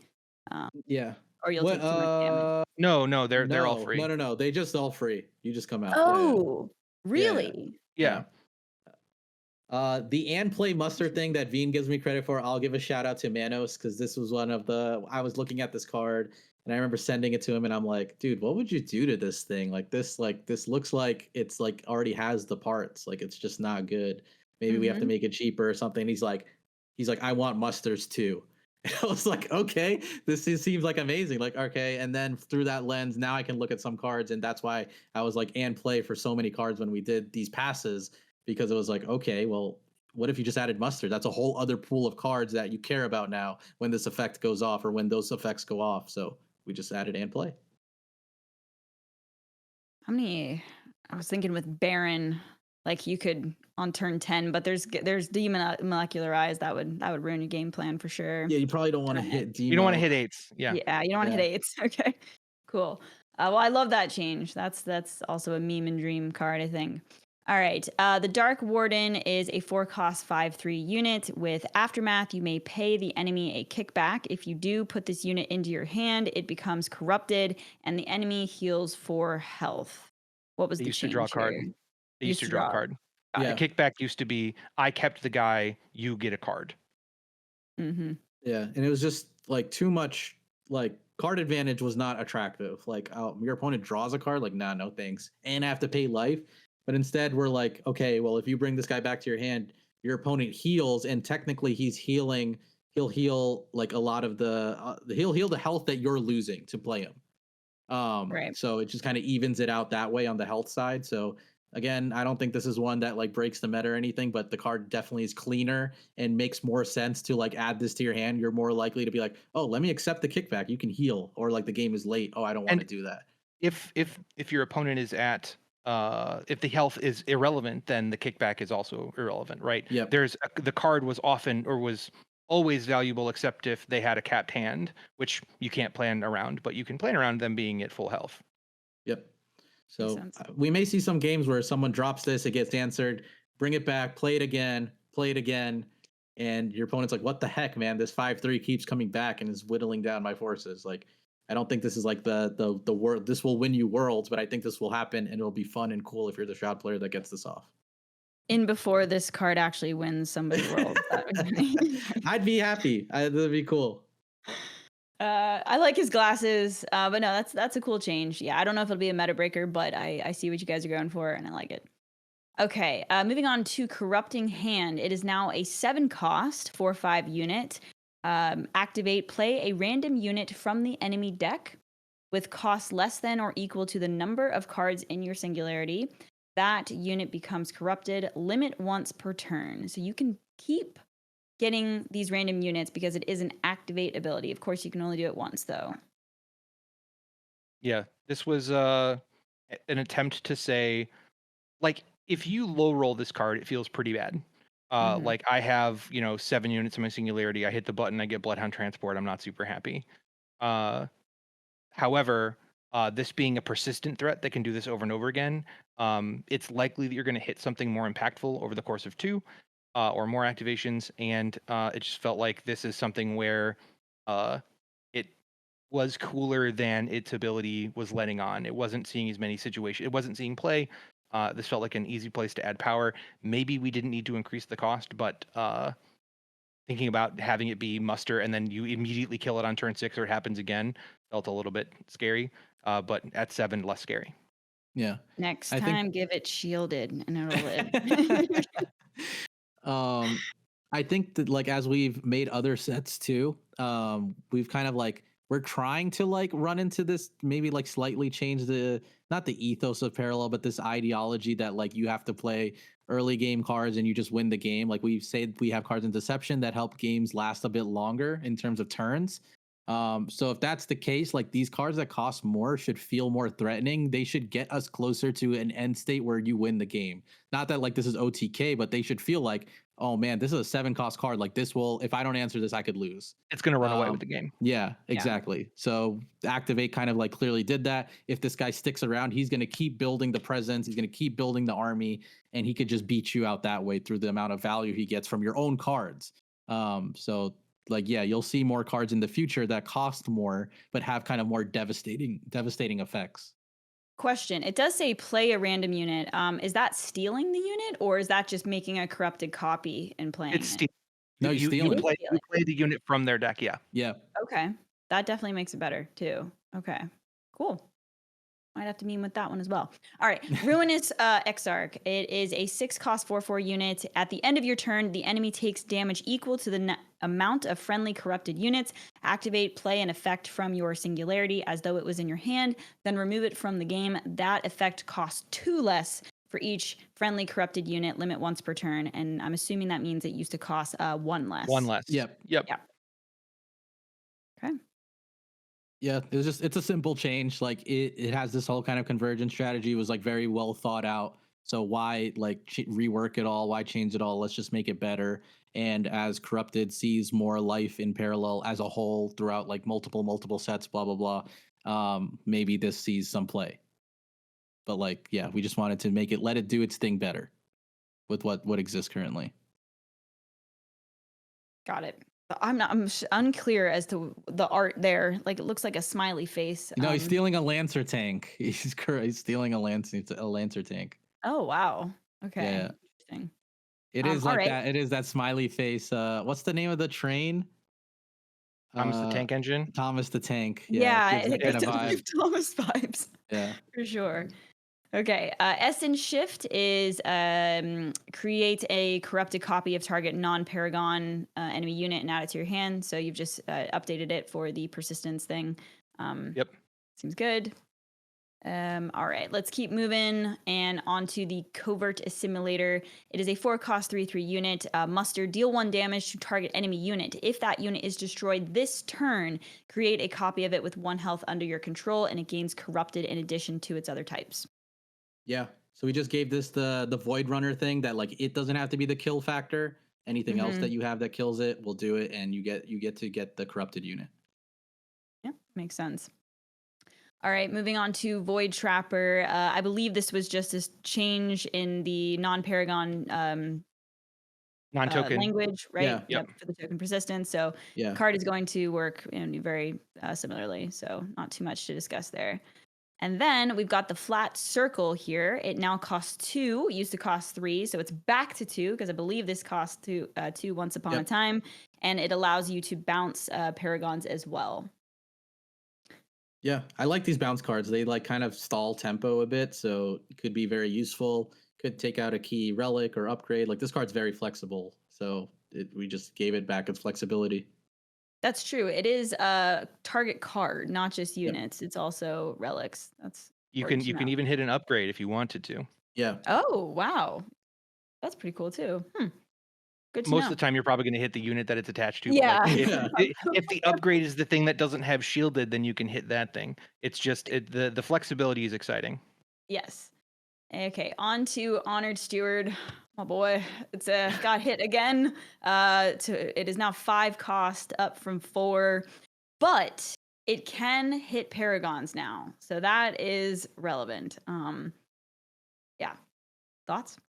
Yeah, this one was non-Paragon. We let it hit Paragons now, but we also took the time to really reevaluate where we wanted this on the curve. Did we want it to get hit by no snitching? Did we want this to come down on turn 4 as tempo oriented in lower ranks?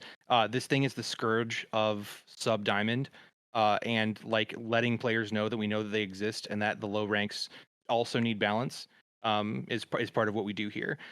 Do I think that this card is going to be at the top tables anymore in the numbers that it was? No, I think it was already on its way out. Do I think this card's still going to have a positive, greater than 50% win rate in lower ranks? I do. I think it's still going to be quite strong. Yep. I like it. Yeah, you're absolutely right. Like especially in the esports scene, like we saw people like start to cut the Honored Steward, right, slowly but surely, and so it'll be interesting to see if people tried to cut it completely. But all right, we are officially done with the parallels, and now we will move on to the universal cards. Starting out with Rummaging Researcher.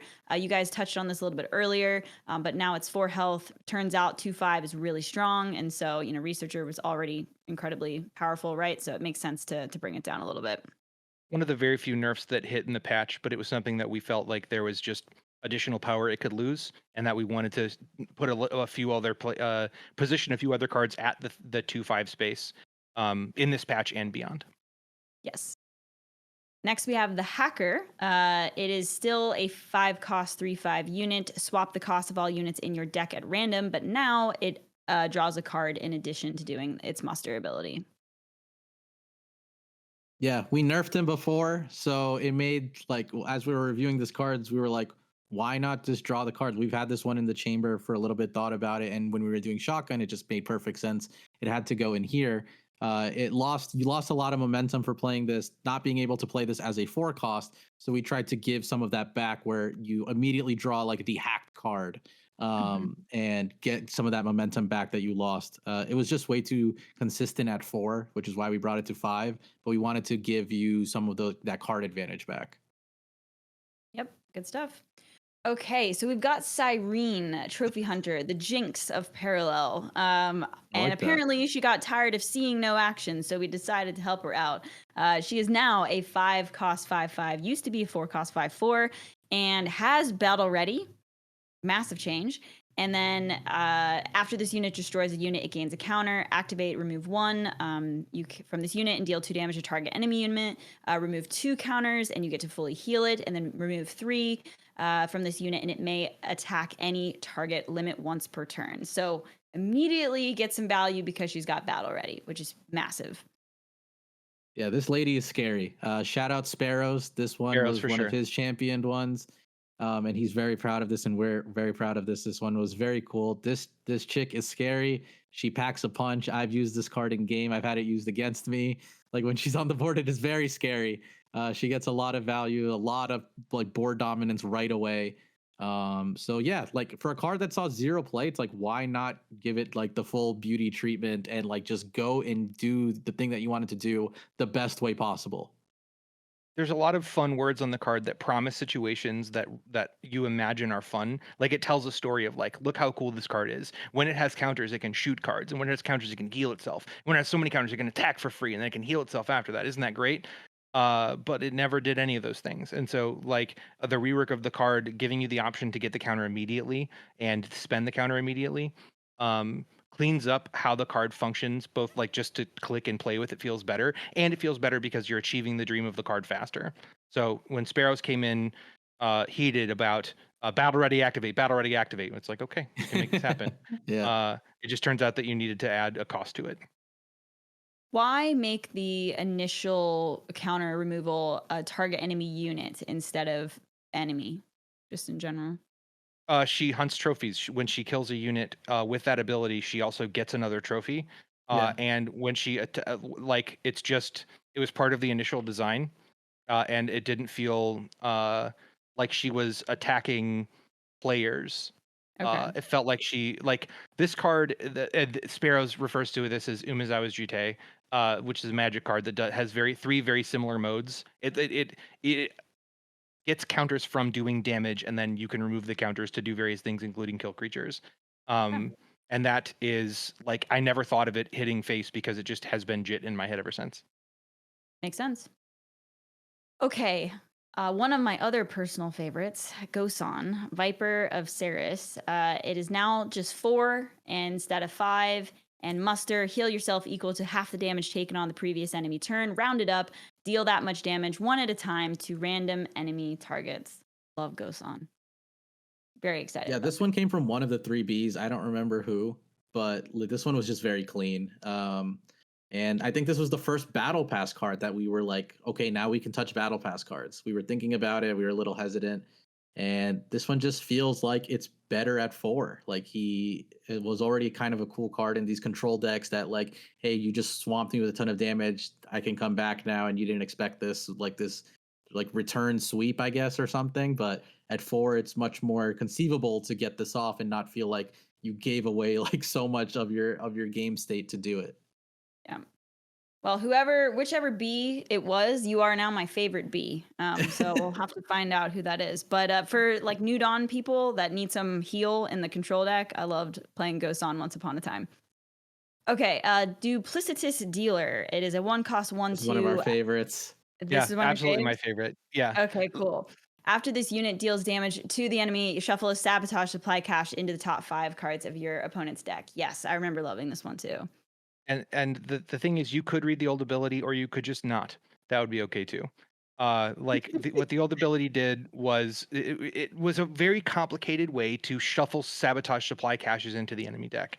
And what we realized looking at this card is like, let's just embrace what it does. And it says, my job is I'm a unit that goes and I put Sabotage Supply Caches in the enemy deck. Well, how can I do that? Well, I can go and attack the enemy. Great. You've accomplished the mission. And before, what it was doing was being a kickback card and being a supply cache card and being a Sabotage Supply Cache card. And it was trying to do all of the set things all of the time. And what it really needed to do was find a lane. Just find a home, go do that, kill a bunch of these words. And now it does what it says on the tin. It's easy to parse. You can put it in a deck. You can put it with vandalizers. It's exciting if you want it to be.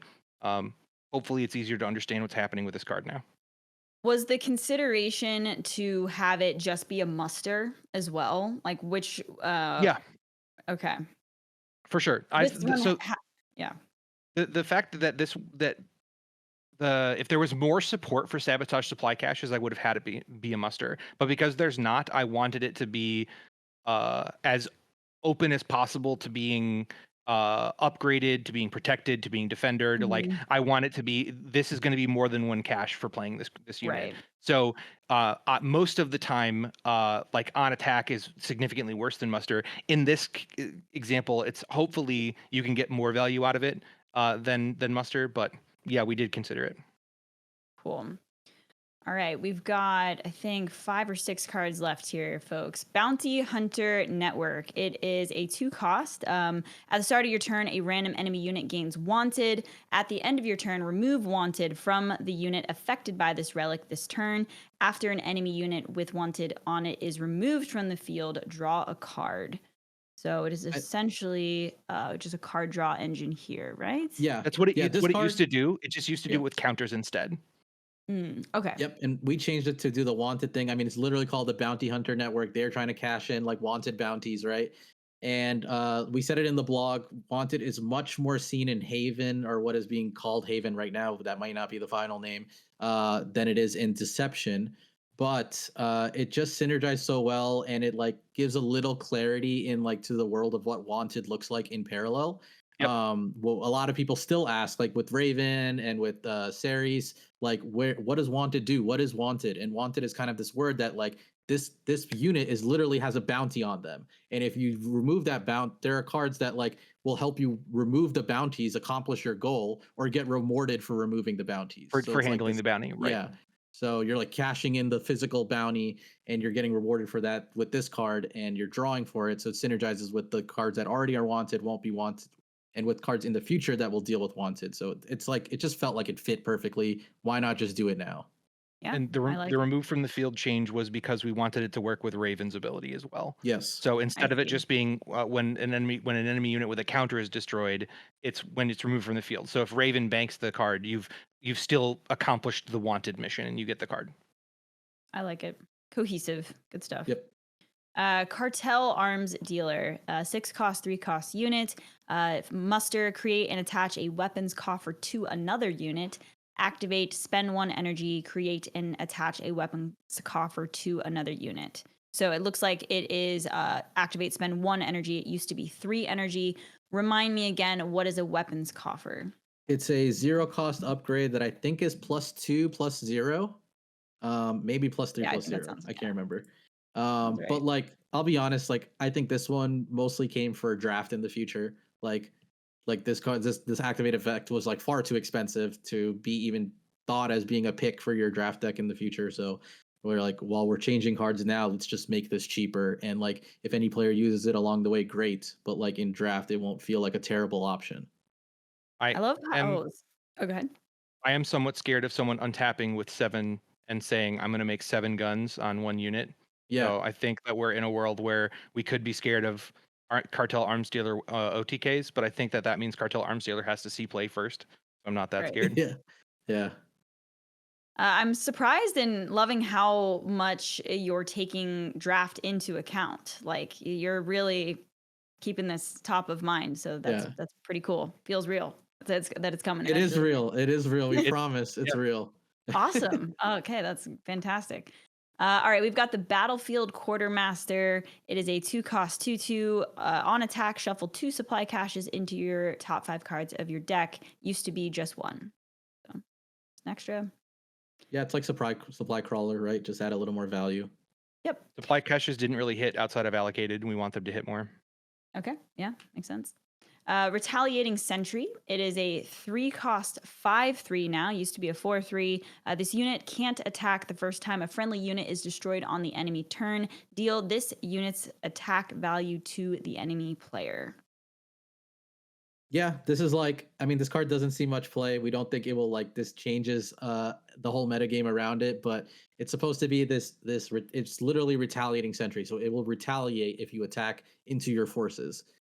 So it's this wall that you have to attack into. We're like, okay, well, if someone plays this, 4 attack isn't maybe not a scary enough wall, and you can just trade into it easily and it's nothing. But if it's 5, it's going to hurt a little That's more. more. So yeah. Yeah. That's got some potential there. Yeah, especially with Defender and that type of stuff. Yep. Okay. All right. Supply requisition. So it is a 1 cost. Now it used to be 3. And so it's just the energy chain. Shuffle 3 random supply caches into your top 5 cards of your deck. That goes in line with you guys wanting more push for the caches, right? Caches. Yep. Yeah, we just learned that caches didn't cost 1 energy is like the main thing that you can kind of figure from this. Right. Like at first you didn't know, like, is 1 supply cache equal 1 cost of energy? So that's why 3 supply caches 3 energy, but Cost it's 3 not energy. equal to Right. that. It's not. Right. They felt like they each cost about 1, but the only one that truly costs 1 is energy cache. Right. Yep. Makes sense. Okay, updated security protocols. It is now 0 cost and conceal any number of bank cards. So, is that a relic or No, it's Effect. that is just an effect? Okay. Yeah. So, in contrast to the allocated provisions, this is just, one-time A effect. one-shot. Yep. So allocated was very good at coming out at being the renewable source of this, and this card couldn't really compete on that axis when it should be a reasonable choice. Like if I want to do something where I'm concealing either your stuff or my stuff or all or everything, then I have the ability to do that. That's not worth an energy. That's not worth Mhm. it might not even be worth a full card. However, this is at least an interesting option now. If you want to have like Terra Glider reset Terra Glider, you don't need allocated for that. You can use allocated for that, but now you have the ability to Terra Glider reset with this Terra Glider again, and it dodges relic removal. It's available when you need it. Maybe this is another choice. Makes sense. All right, on to the last card. We've got the Stealth Field Generator. It is now 2 cost, and it is a relic, I believe, and it says friendly units have evasive. So, could potentially be scary. I know. I think you're right on. It could be potentially scary, and that's basically what I wanted to say. It's another relic that was at 4. Unfortunately, didn't see any play. Very little experimentation. I think the Factor is like the only guy I've ever seen on stream try it. Even I think in general, the first time I've heard a person try it. So we're like, let's make it 2. Let's give it room to breathe. If someone can breathe creativity into that, by all means, go for it, and that would be awesome to see. Because it's better to see a card get some play than no play. To me, this could be a tech card if Nehemiah ever gets ridiculously oppressive or something like that. I mean, you could just throw this in there, right? Right. Get through them. And if that's the job, then it has to be something that you don't feel like it's impossible to play. And if what you want to do is play something where, oh, this answers my Nehemiah matchup, it's like, okay, well, I'm going to play this on 4, right after the Nehemiah, right before the Nehemiah. Is this actually strong? What do I want to be doing here? Being able to develop this either early, fire and forget, I'm playing Nehemiah, I'll play this on 2 rather than developing board. We'll see where the board goes later. Or playing it on top of a threat is now more possible because it costs less than a turn. So when you get closer up to that 10 energy level, you can make 2 plus 6 or whatever plays that are more impactful. I'm a little sad that this doesn't have anything to do with stealth now that we've created the mechanic stealth. It has stealth in the name, but alas, evasive. It's okay. Cool. All right. Well, that concludes all 67 cards that y'all have changed for the shotgun patch. I know I'm personally very excited. I know the community is it happens in every card game, but there are lulls a little bit, between the expansions of enthusiasm. And I would say that this gives us a lot to work with. And, hearing your takes and, rationale for different the card changes, it's got my wheels turning for some different deck ideas for sure. So that was the hope. We did it. Yeah. I think mission accomplished. For me, Augencore, I think, has a little bit more sleepers than I realized. I still don't know if it'll be good enough, but hearing your the Forge Tempered Titan. Forge Tempered Titan, yeah. Yeah, that's a big one. And then even the Fire Team, I'm like, maybe that's a lot better than I initially thought. So thank you guys for coming on and explaining. I know this was a longer episode, so if you did listen or watch all the way up until this point, thank you. High five. We're bros. Yeah. If you did, you must leave a comment or give it a thumbs up. Comment I was here. I was here. Yes. We'll know. We'll know what that means. Yeah. Excellent. Thank you guys again for coming on, and for anyone that listened to the episode, we will catch you in the next one. Veen, Mookah, have a great rest of your day, and we'll see you guys later.